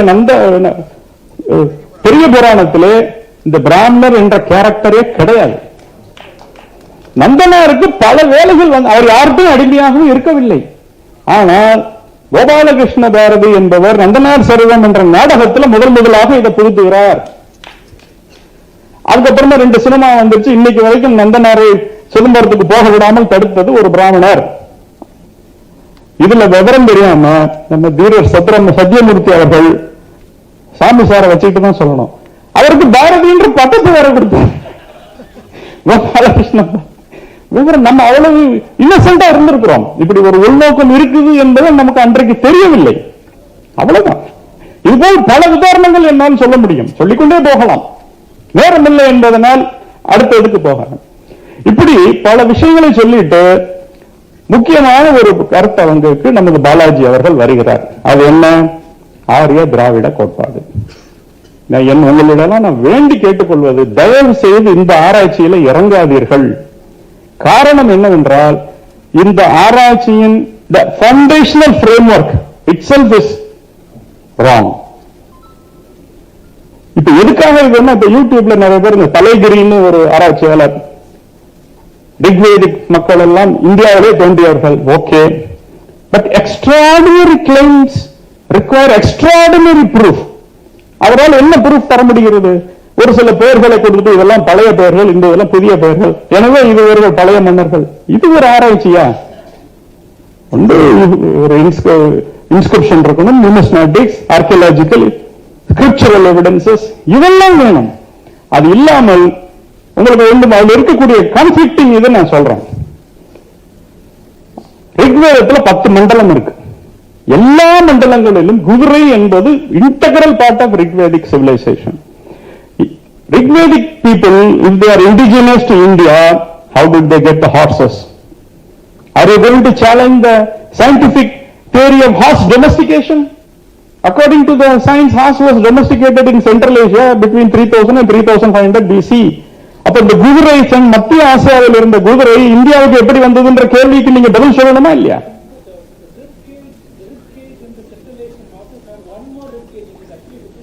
sir, No. You established that horses were indigenous to India. Establish. Where is the mainstream paper? Exactly. Those are not mainstream papers. You tell me one academic institution which has agreed to that. No. Let us not get into this argument because I've written books about it. Read my book, Kumarikandama Sumerian. I'm not talking just like that. Okay. I can argue with you, but this is not the dais. Fair enough. Fair enough. Let me come to that point. I will answer your point. This is not the only issue that I am taking up. Take Sanskrit. When you want to say that Rigvedic people are indigenous, how can you allow Sanskrit to be in the family of Indo-European languages? அனைத்து இந்திய மொழிகளும் தமிழ் உள்பட 30 அடிப்படை எழுத்துக்களால் உருவாக்கப்பட்டது. 30 phonemes, 12 உயிரெழுத்துக்கள், 18 மெய் எழுத்துக்கள். வடமொழியில அலபோன்ஸ், க, க என்ற அனுதாசங்கள் இருக்குது. ஆனா அடிப்படை எழுத்துக்கள் அங்கேயும் 30, இங்கேயும் 30. எப்படி வந்தது? அடுத்தது, ஒரு மொழி ஒரு குடும்பத்தை சேர்ந்தது என்றால் 3 கூறுகள் வேண்டும். The word order, the syntax formation, and then the alphabets. ஒன்றொன்றாக எடுத்துக்கொள்ளுங்க. The word order. What is word order? ஒரு வாக்கியத்தில் எழுத்துக்கள், வார்த்தைகள் எப்படி அமையும் என்பதை பொறுத்துதான் அந்த மொழியின் கூறு தீர்மானிக்கப்படுகிறது. உதாரணத்துக்கு கொண்டு வரேன். துமாரா நாம் கியா ஹை, அப்படியே வார்த்தைக்கு வார்த்தை மாத்துங்கள். உன் பெயர் என்ன? You will get a grammatically correct sentence. Try that in English. Your name what? It is not grammatically correct. This is the difference between a normal phrase, sentence and a word order. நான் இன்னொரு ஒரு உதாரணம் சொல்றேன், ஒரு sentence நான் சொல்றேன். ஸ்டேஷனுக்கு போய் டிக்கெட் புக் செய்தேன். 5 வார்த்தைகள், அதுல 3 ஆங்கிலம். Station, ticket, book. நான் தமிழ்ல பேசினேன்னா இங்கிலீஷ்ல பேசினேன். எப்படி? தமிழ்ல ஆங்கில வார்த்தைகள் கலந்து பேசினேன். எப்படி கண்டுபிடிச்சீங்க? 60% of this in percentage wise 60% of the vocabulary is English. ஏனென்றால் இந்த வேர்ட் ஆர்டர், வார்த்தைகள் அமையக்கூடிய விதி, இது அனைத்து இந்திய மொழிகளுக்கும் சமமானது. ஐரோப்பிய மொழிகளுக்கு இதுக்கு தொடர்பே கிடையாது. சம்ஸ்கிருதத்தை அங்க எப்படி வைக்க நம்ம இதுவரைக்கும் அது கேள்வி கேட்டிருக்கோமா? அடுத்தது சந்தின்னு ஒண்ணு இருக்கு. தங்க காசை தட்டி பறித்து கொண்டான். இக்கு, இச்சு, இப்பு, இதெல்லாம் சந்தி. 2 வார்த்தைகள் இணையும் பொழுது முதல் வார்த்தையின் கடைசி ஒலியும் இரண்டாவது வார்த்தையின் முதல் ஒலியும் ஒன்றாக சேர்ந்து சில இடங்களில் புதிய எழுத்துக்கள் வரும், சில இடத்துல வராது, சில இடத்துல மாறுபடும். இது அனைத்து இந்திய மொழிகளுக்கும், சம்ஸ்கிருதம், தமிழ் எல்லா மொழிகளுக்கும் இருக்கு. ஏதாவது ஐரோப்பிய மொழியில் இருக்கா? ஒரு உதாரணம் சொல்லுங்க. இருக்கா? கிடையாது. இப்படியெல்லாம் அடிப்படை வித்தியாசங்கள் எல்லாம் விட்டு விட்டு ஏதோ 10 வார்த்தைகள், 10,000 வார்த்தைகள் இருக்கட்டும். சம்ஸ்கிருதம் என்னுடைய மொழி, அது it should belong to the proper Indic family of languages, not Indo-European family of languages. அப்படி எடுத்தோம் என்றால் சம்ஸ்கிருதமும் தமிழும் ஒரே மொழி குடும்பத்திலே தான் வரும். ஒரு ரிசர்ச் ஸ்காலர் இருக்கிறதுனால இன்னும் ஒரு குண்டத்துக்கு போடுறாங்க. சம்ஸ்கிருதத்திலே ஓ என்ற நெடில் கிடையாது. ஒத்துக்கிறீங்களா? குறில் தான் உண்டு. ஆனால் ஓம் என்பதை ஓம் தான் சொல்றோம். இப்ப சிலர் இதுக்கு விட சரியாம AUM எடுத்து ஓம்னு சொல்றாங்க. That is a diphthong. It's not a phoneme. Geetha உபதேசம், it ends with A, starts with U. இந்த ரெண்டும் சேரும் பொழுது கீதோபதேசம்னு வருது. இது ஒரு போலி, நம்ம இலக்கண போலின்னு தமிழ்ல சொல்லுவோம். என்ன இந்த போலி எதுக்காக சொல்றோம்னா, இது ஓ கிடையாது, இது diphthong. It's not a syllable. எனக்கு டிப்தாங்கு தமிழ் என்னன்னு தெரியல. ஓகே, விடுவோம். இப்படி நான் சொல்லிக்கொண்டே போகலாம். கண்ணன் ஒரு வார்த்தை, எல்லாரும் சொல்லுங்க கண்ணன். உங்க நாக்கு எப்படி போச்சு? பல்லுக்கு அடியில முதல்ல தொடும் கண், அப்புறம் பின்னால போய் அந்த வாயோடைய ரூஃப்ல ஒரு வாட்டி தொடும் கண்ணன். இதுக்கு பேரு டென்டல் ரிஃப்ளெக்ஸ். உலகத்துல எந்த மொழியிலும் கிடையாது, இந்திய மொழிகள்ல மட்டும்தான் உண்டு. இதை விட இன்னும் அடிப்படையா ஒண்ணு சொல்றேன். பைபிள் எடுத்துக்கொள்ளுங்க. பாவம், சின் என்ற சொல் நூற்றுக்கணக்கான முறை வருகிறது. சின் என்ற ஒரு ஆங்கில வார்த்தைக்கு ஆண்டனிம் யாராவது சொல்ல முடியுமா? Antonym in English or any European languages கிடையாது. நம்ம பாவம், புண்ணியம் அழகா இருக்கு. தமிழ்ல அறம் என்ற சொல்லுக்கு எதிர்ப்பதுமே கிடையாது, பாவத்துக்கு சொல்லே கிடையாது தமிழ்ல. இப்படிப்பட்ட கொடைகளை எல்லாம் நான் வைத்துக் கொண்டு என்றைக்காவது அவனை கேள்வி கேட்டிருக்கிறோமா? நாம் சம்ஸ்கிருதத்தை இன்னைக்கும் சொல்லிக்கிட்டு இருக்கிறோம் இந்தோ யூரோப்பியன் லாங்குவேஜஸ். சாமி அவர்களே, உங்களுடைய கவனத்துக்கு இதை நான் கொண்டு வந்திருக்கிறேன். சரியான அறிஞர்களை வைத்து சரியான சபையில் இதுக்கு ஒரு தீர்வு நீங்கள் காண்பீர்கள் என்று நான் எதிர்பார்க்கிறேன்.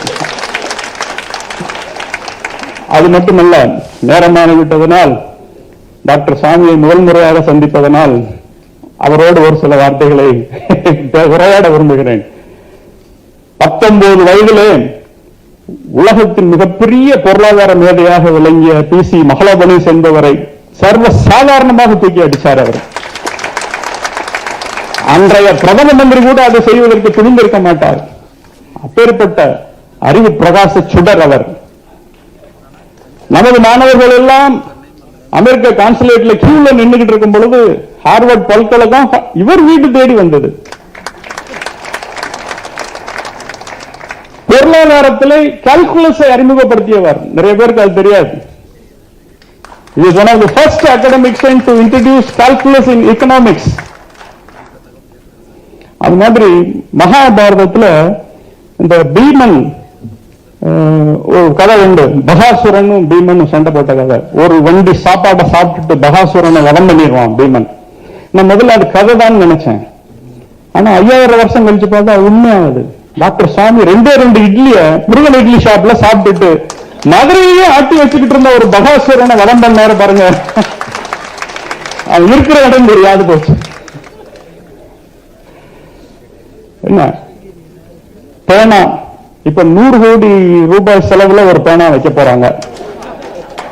டாக்டர் சாமி அவர்கள் பாக்கெட்ல இருக்கிற பேனாவுடைய மதிப்பு எனக்கு தெரியல. அவர் பணத்துக்கு மரியாதை கொடுக்க மாட்டார். ஆகையினால் அதிகபட்சம் போனா அது 200-300 ரூபாய்க்குள்ள இருக்கும். ஆனால் எந்த பேனா அவர் ஒரு முறையும் பாக்கெட்ல இருந்து ஒரு பேனா ஒரு வாட்டி பேனா எடுத்து மூடிய கலட்டினார்னா ஆராஜா ஜெயிலுக்கு போறார். அடுத்த வாட்டி எடுத்த கனிமொழி ஜெயிலுக்கு போறார். எந்த பேனா வலிமை மிக்கது? ஆகையினால பேனா யார் பயன்படுத்துகிறார்களோ அவர்களை வைத்துத்தான் அதற்கு ஒரு மரியாதை. ரூபாய் செலவு பண்ணால் அதுக்கு மரியாதை இல்லை. அதற்கு உதாரணமாக நம்மிடையே இருந்து கொண்டிருக்கிறார். இந்த இந்து சமுதாயம் இருக்கும் வரையும் சாமி அவர்களுக்கு நன்றிக்கடன் பட்டதாகவே இருக்கும். காரணம், ராம் சேது விஷயத்தை அதை உடைக்காமல் அவர் தடுத்தது ஒண்ணு. ராம் மந்திர் விஷயத்திலே கட்டுவதற்கு அவர் எடுத்த சட்ட முயற்சிகள். The monument in Ayodhya the temple at Ayodhya is not just a monument for Lord Ram. It will also resonate the name of the greatest Ram Bhakt, Dr. Swamy, as long as it exists. எனக்கு மாற்று கருத்தே இல்லை. சொல்லணுமா? ஒன்னா ரெண்டா? அவர் இந்த 60 வயதிலே அவர் செய்த 60 வருடங்கள் இல்லை, இன்னைக்கு அவர் 80 வயது, 19 வயசுல இருந்து இன்று வரை அவர் செய்த சாதனைகளை மற்றொரு மனிதன் செய்வதற்கு 60 பிறவிகள் வேண்டும். அவ்வளவு பிறவிகள் வேண்டும். அப்பேற்பட்டவர் நமது சாமி அவர்கள். என்ன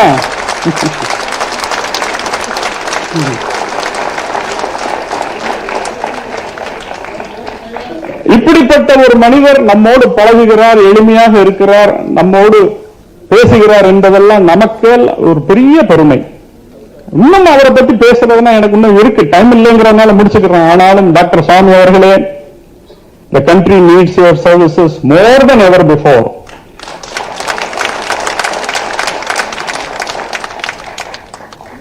With folded hands, I plead you to throw your weight with BJP for the coming parliamentary election and make it a success. I know fully that I do not have the locus standi in terms of stature, education or position to make such request. ஆனாலும் எனது கவி சக்கரவர்த்தி கம்பன் எனக்கு ஒரு idea கொடுக்கிறான். ஏன் நீ ராமாயணம் எழுதுற, உனக்கு எழுதுறதுக்கு எப்படி தைரியம் வந்ததுன்னு கேட்கும் பொழுது ராமாயணத்தில் ஆரம்ப பகுதியில் சொல்றான், பார்க்கடலை ஒரு பூனை குடிக்க முயற்சித்தது அது தப்பா? இருக்கிறது பார்க்கடல், முழுசா குடிச்சா என்ன, அது பூனை. அதே போல கம்பனுடைய பூனைக்கே ஒரு தகுதி இருக்கும் பொழுது என்னுடைய நான் பாய்ஹுட் ஹீரோ டாக்டர் சுவாமி அவர்கள் இந்த முறை இன்னும் பல சாதனைகளை செய்து ஒரு டெமி காட் லெவலுக்கு வரணும்னு நான் ஆசைப்படக்கூடாதா? தப்பு என்ன இருக்கு அதுல? அவருக்கு தகுதி இல்லையா? எல்லா தகுதிகளும் இருக்கின்றன. ஆகையினால இந்த வேண்டுதலோடு உங்களிடமிருந்து விடைபெறுகிறேன். நன்றி, வணக்கம்.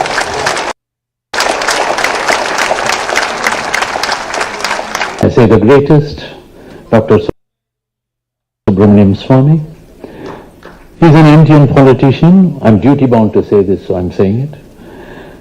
He's an economist and a statistician who has been 6 times Member of Parliament. He has been 3 times Member of Lok Sabha and 3 times Member of Rajya Sabha. He earned a doctorate from Harvard University, where he taught for many years and then returned to India. Before joining politics, he was a professor of mathematical economics at the Indian Institute of Technology, New Delhi. He was elected as member of Rajya Sabha as Janasangh nominee in 1974. He fought the emergency imposed by Srimati Indira Gandhi in 1975 and was one of the founding members of the Friends of India Society International, FISI, during the period to fight for democracy in India, 1975 to 77. Dr. Swamy was a member of the Planning Commission of India and was a cabinet minister in the Chandrasekhar government in 1990-91. Between 1994 and 1996, Dr. Swamy was chairman of the Commission on Labour Standards and International Trade. Dr. Swamy was a long-term member of the Janata Party, and the Janata Party merged with the Bharatiya Janata Party BJP in 2013. He has written on foreign affairs of India, dealing largely with China, Pakistan and Israel. He has been in the forefront of Hindutva issues and got the Kailash Mansarovar pilgrim route in China opened for Hindu pilgrims in 1981 and has visited the holy place twice. He saved the Ram Setu by getting a stay order from the Supreme Court. He was instrumental in expediting the Ram Mandir court case hearing, which led to the victory in the Supreme Court. He has fought numerous legal battles to liberate the Hindu temples from state control in India. He has been in the forefront to demand ban on cow slaughter and law against conversion.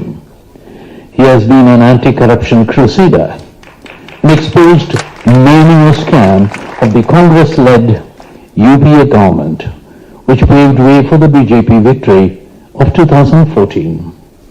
He is presently working on the liberation of Gyan Vapi Kashi Temple and Krishna Janmabhoomi Temple in Mathura. It's an honor, sir, for all of us to hear you. Please.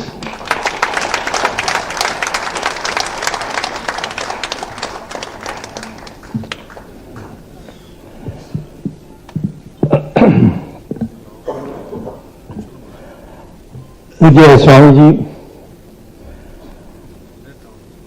the author of Mahalingam Balaji, and the eminent writer, I was told, but I think he's an eminent scholar, if you will agree, Bhaskaran Prabhakaran. I'm also happy to say that he is a Tevar and not a Brahmin. But from today onwards, you qualify to be a Brahmin.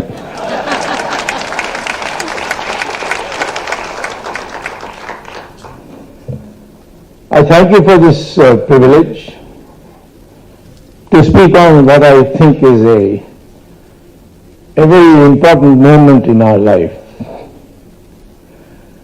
And for that, we need to have our sights cleared, our concepts clear.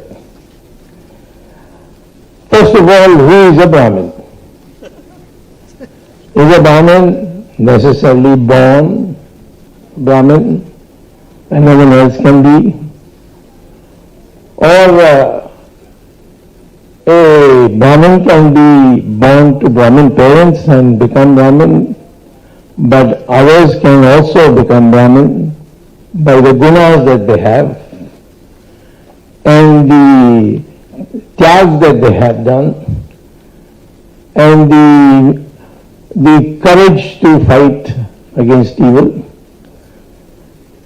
If you go to the Gita, you will find that various places, Lord Krishna says that gunas are made, the varnas are made, and let's be one thing clear, varnas are to be separated from jati.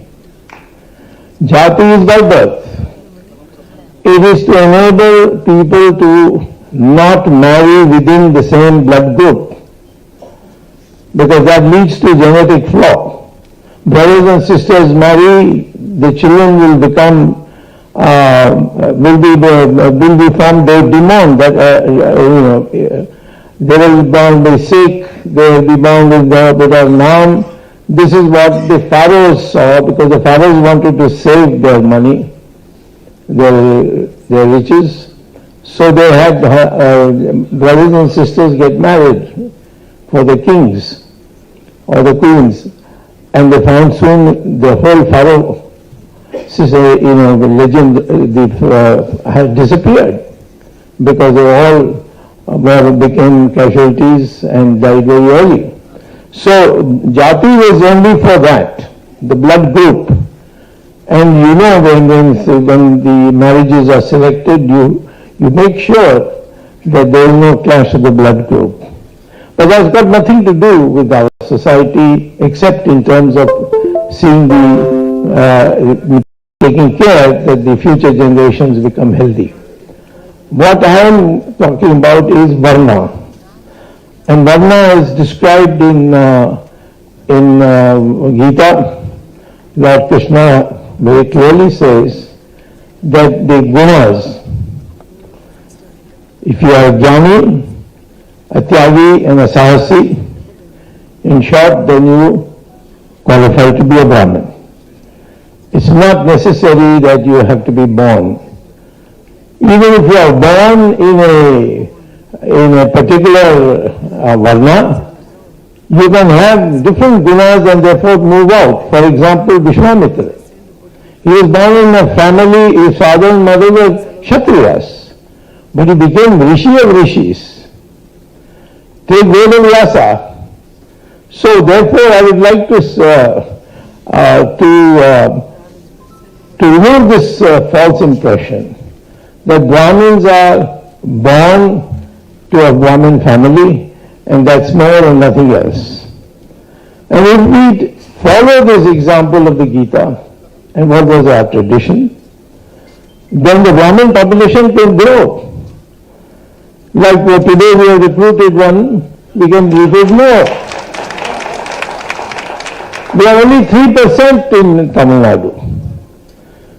And will be less because many people are migrating and going to America and staying there and not returning back.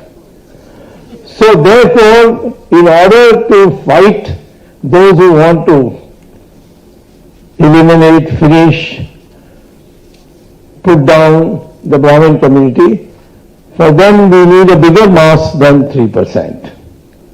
And anyone who therefore preaches, I'm not saying you should go and actually convert people or engage in those processes, but the fact is you should now think in these terms, can we, because we need to fight the menace before us, and for that we need a larger population. So I will begin by this concept of Brahmin genocide, which is the title of the book. Now, genocide is a very serious matter. We saw it in its most ugly form when Hitler killed the Jews, and up to 66 million people were sent to gas chambers. So the United Nations has a special office on genocide, and in that they have listed all various occasions in the world has seen a horrible genocide. In India, after we became independent, the first genocide was after the assassination of Mahatma Gandhi. 5,000 people were Brahmins of Maharashtra, were brutally killed because Godse was a Brahmin. It was a senseless murder that we have hushed up, but it's no more something that we can hide. There has been there is a possibility any time that there can be a genocide of Brahmins, and therefore the book that is come, it's come at a very opportune time, and I congratulate you for having brought it out at this time. We have to educate, alert the Brahmin community of the dangers that lie ahead. Now, I would say that one of the things that we have to very clearly work on is that we must, first of all, spread the word that there is no difference ethnically between the Brahmin. There are three ways in which AI is going to change your job forever. And that is done, can be established by the new DNA studies. Studies are being published already in the University of Cambridge Journal of Genetics. It is being published in Mysore, the university there. Research is being published in Houston in the United States. And they say that the DNA of the Indian, and ultimately the real test of race is DNA. The DNA of the Indian from Kashmir to Kanyakumari, from there, Dwarka to Assam, the DNA of all Indians is the same, and there is no difference. People think that complexion is a factor of genetics. Not at all. That's got to do with pigmentation. It's got nothing to do with DNA or race. So we are one country, which means this whole theory of Aryan division is bogus. Where did the Aryans come from? Yes, we have a word in our Sanskrit literature called Arya, but that's got nothing to do with race. Anybody who is a civilized person, who is an accomplished person, is called an Arya. Dravida is a term for region. And the first person who used the word Dravida was Adi Shankara. When he went up all the way, having debates on the way and converting people to Hinduism, and finally met the biggest expert of Buddhism, and the Nandana Mishra in Bihar, and challenged him to a debate. And in that debate they asked him, "Who are you?" He said, "I am a Dravid Shishu." Shishu means child. And there Shankara explains that he is a part of India which is called Dravid. That is the southern states of Maharashtra, Andhra, Karnataka, Tamil Nadu, and so on. So here you see you have a clear statement, but nobody reads it because our whole curriculum doesn't allow for this kind of literature to be brought in or this kind of historical truths to come in. So therefore, this Aryan Dravidian theory as a race theory is rubbish. And it should not be allowed to be in any of our history books. Even BJP with all its hectic efforts, even today has had an uphill fight and has not been able to change the history books that were introduced during the British times and continued during the Congress times, and give new syllabus and a new set of books for compulsory reading to students, because there is dispute and there is objection, and those who were there in the government, the bureaucracy earlier, they are putting up their resistance. But ultimately we will do it. We will change the history books. I am confident that BJP will come to power, but I am not confident about Modi coming to power. That's an opinion of mine personally. There may be many admirers of Modi, but I would like to say that I am only concerned about BJP coming to power, because we have an ideology, and to make it a personality issue is then we are falling into the same question that we faced during Mrs. Gandhi's time. So the question is that we need a lot of time to see that all these things which have made you look inferior, feel inferior, that has to be corrected, and that can be corrected only at the school level when you teach the students the correct history with the correct history book. And this even parents will have to learn with it, because they too have been brought up on the old history books. Now, as I told you that during Gandhi's assassination, there was a genocide, 5,000 people being killed without any rhyme or reason, just because Godse the killer was a Maharashtrian. Where do you draw the line? If this happens, every day will happen if we permit it. Fortunately, it has not recurred again. But once again, when Mrs. Gandhi was assassinated, 3,006 were killed.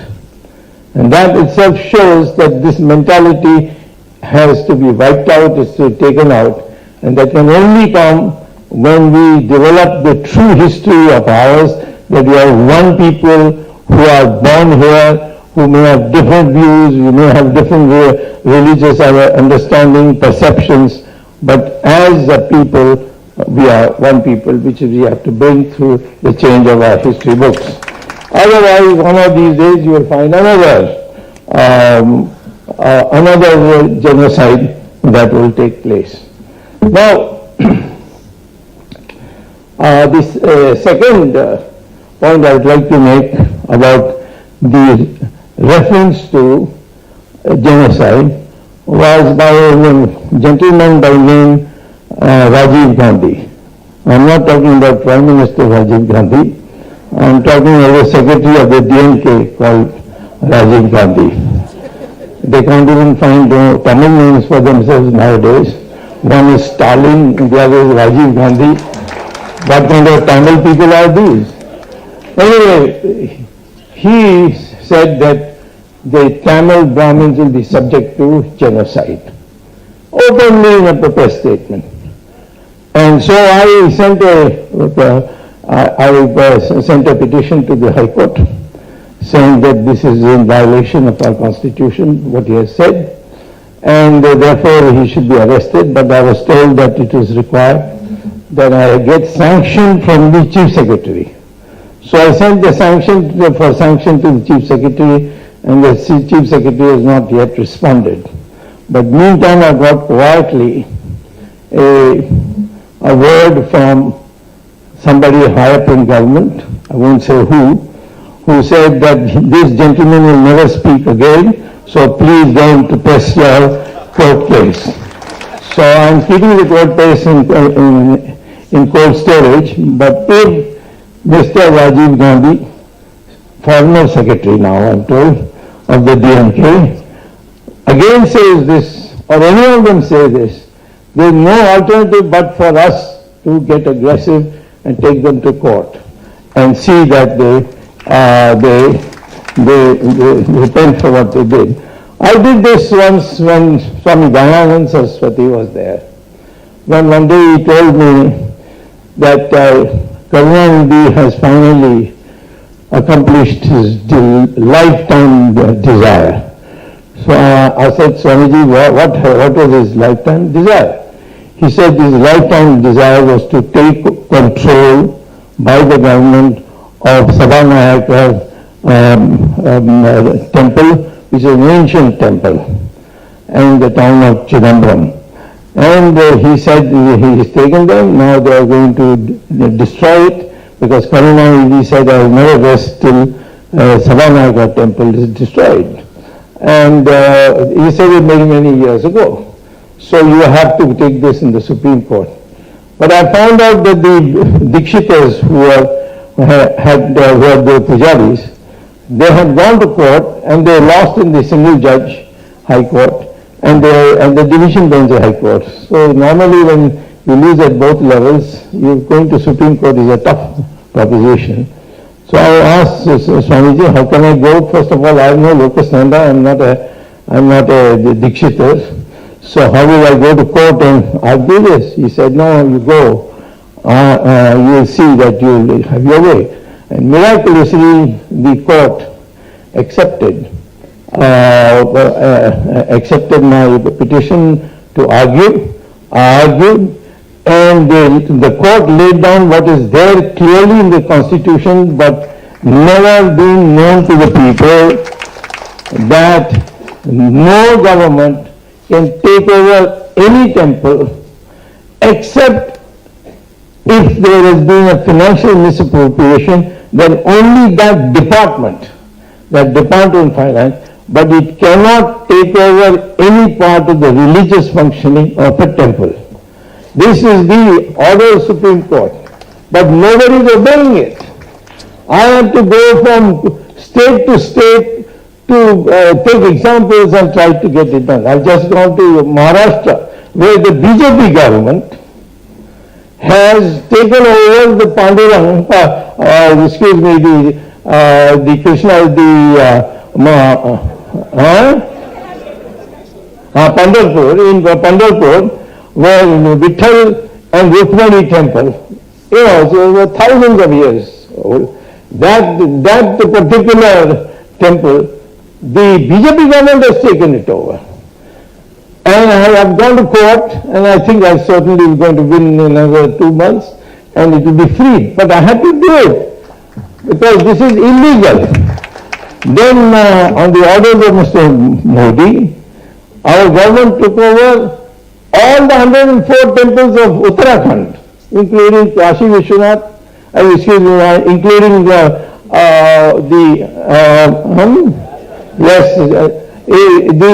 holy Shiva temple and the Vishnu temple. They took it all over, and the Char Dham as it's called. And what happened?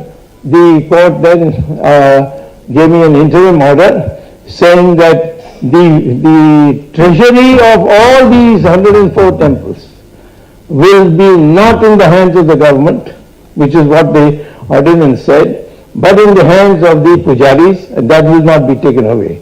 And suddenly the government lost interest, and then after my court case, I won the court case, they have withdrawn it. Now the Char Dham temples are free. Now, therefore, what I am saying to you today is, you have, as Brahmins, as Hindus, we have to make sure that what is special about our culture includes looking after temples. And I'm happy to see our pujaris, our people who are working in the temples, who have given their entire life for it, who have learned the Sanskrit shlokas, they have learned all the scriptures, who perform the pujas. The miserable life they have to lead, and particularly Tamil Nadu. And in Tamil Nadu, we need a renaissance, we need a Hindu revolution, and if it doesn't come this year, it will come in next 10 years. If it doesn't come in 10 years, it will come in sometime or the other, but we have to keep trying. And you will find that slowly people start yielding. I remember when I was fighting for Ram Setu, Karnanidhi got very upset, and he said, what is this Swami saying, Ram Setu? Ram is an engineer. He went and built it on the bridge. So, I mean, everybody was offended. But 2 days later, Karnanidhi fell sick. So he had to be admitted to hospital. And the hospital's name was Ramchandra Medical Hospital. So I wrote him a letter, get well soon, because Ramchandra ji may not give you much time because it's a temple in the name of Ramchandra ji. This is the way in which they have been trying to be debased. But as far as the Tamils are concerned, the targeting of the Hindus must end. We cannot tolerate it anymore. I have no problem with them, because any time I make a little noise, they adjust, and then I get a secret message, please don't go any further, we have fixed them. But I'd like all of you to be fighters and pursue the matter. The law is in your favor. Make friends with any lawyer you know, and tell him, ask him to help you to file cases. Don't take anything lying down. Because we now need a situation where we are no more passive. We don't want to be, of the ministers. I see lots of Brahmins who are ready to be secretaries to ministers. I don't understand. Then why are you a Brahmin? You should be a caste or something like that to see who does paperwork. Brahmin is a most elevated position. So according to that, we must try to live. All that has happened during the British period, all this we can understand. But I would say now you can start doing some things in your own residences. In your own residence, please try and see if you can persuade your children to learn Sanskrit. Because Sanskrit is the language of the future. You can go to Google and you can Google artificial intelligence and Sanskrit, just that much. And they'll bring out a research volume published by the American the Space Rocket Research Center, NASA, and their Journal of Artificial Intelligence states that there is only one language with which we can communicate in artificial intelligence with robots, and that is Sanskrit. Why? Because every word is precise sound. It will not confuse the computer. If you use English and you say PUT, you type PUT, it's put. But if you type BUT, it's but, and the computer will get confused and therefore not work. So today in almost every research center of the world, in the Western world, Sanskrit is slowly becoming a compulsory language. If you go to Google and type St. James School, London, James School is one of the most prestigious schools of London. It's an all-white school. And they are so prestigious that when Charles was being crowned, a group of students came and sang a song. What song I'll tell you in a minute. But first is, if you go to Google and type St. James School, London and Sanskrit, just that much. What will come out is that in that school in London, every morning between school for children of ages of 6 and 11, they have to sing shlokas of Sanskrit in an English school, all-white English school. And the same group of students, 6 to 11, came for Charles and sang Sanskrit songs, Sanskrit connected songs in Charles's coronation. But nobody noticed it here. Our media also doesn't, of course Tamil media will not, they'll probably suppress it. But northern media also don't understand the significance of this. Everywhere Sanskrit is being revived. And so I would say Brahmin community should take the lead in this by saying that all the children have the opportunity to learn Sanskrit, because Sanskrit is going to become the language in the future of at least artificial intelligence and therefore the base of science. So all this is fine, but somewhere, as I will come back to the first point I made as my last point, the numbers of Brahmins must increase. You can't take on, millions and millions of people by being a few millions yourself. And therefore, you must have through not by me or anyone else, but by the great sadhus of our country, one of them is seated here, who can make it possible for the society and the Brahmins in particular to accept people who are born in other castes or other varnas, excuse me. And because they have the same gunas as Krishna said Brahmins should have, if they have the same gunas, to make them and declare them as part of the Hindu community. Today we are 3%. If you can be 10%, I'd like to see what Mr. Kalman and his party would do. And they will wither away because they cannot manage a larger population. In UP, Brahmins don't have a problem. They're 16%. But they don't have a problem because those 16% form a very big voting bloc. So I would say, first of all, please see that your children are educated in what it means to be a Brahmin and what are the requirements of that and how you can live with it without, it interfering with any of your modern occupations. And the second is, how is it possible over a period of time to see that not more Brahmin children are born, but how other communities, people born in other communities, because of the procedure, because of their agreeing to or are adopting the necessary discipline of Brahmin to become a part of the Brahmin community. Those who go, say, for a school which is run by Brahmins, but they are not Brahmins from Brahmin community, they could be part of that. But the Brahmin community's numbers must increase. It's not a very popular thing I'm saying, I know it, but I think from a strategic point of view, I've come to the conclusion that you can't go on, and because the Brahmin population also is going down. They're more educated, they have fewer children, and then some of them go abroad and settle down. They get very, very cushy jobs there and they want to come back. So the shrinkage will take place. Or we have extremely poor Brahmins who are like Archakas and so on and so forth.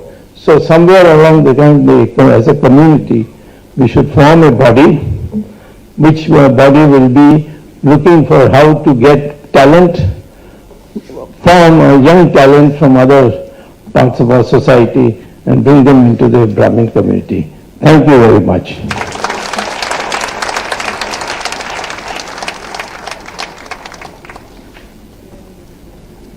Thank you very much, Dr. Swamy, for your invaluable and sharing of very potent information. Kudos to your fighting spirit, and definitely we'll take the cue, sir. I now call upon Sri Naradur Sudarshan to deliver the vote of thanks. Thank you all, patient audience. So, a vote of thanks to His Holiness Manavadi Swamigal and the undoubtable Dr. Supreme Swami, Sri Bhaskaran and the author, and also to the very patient and the usually extremely intellectual audience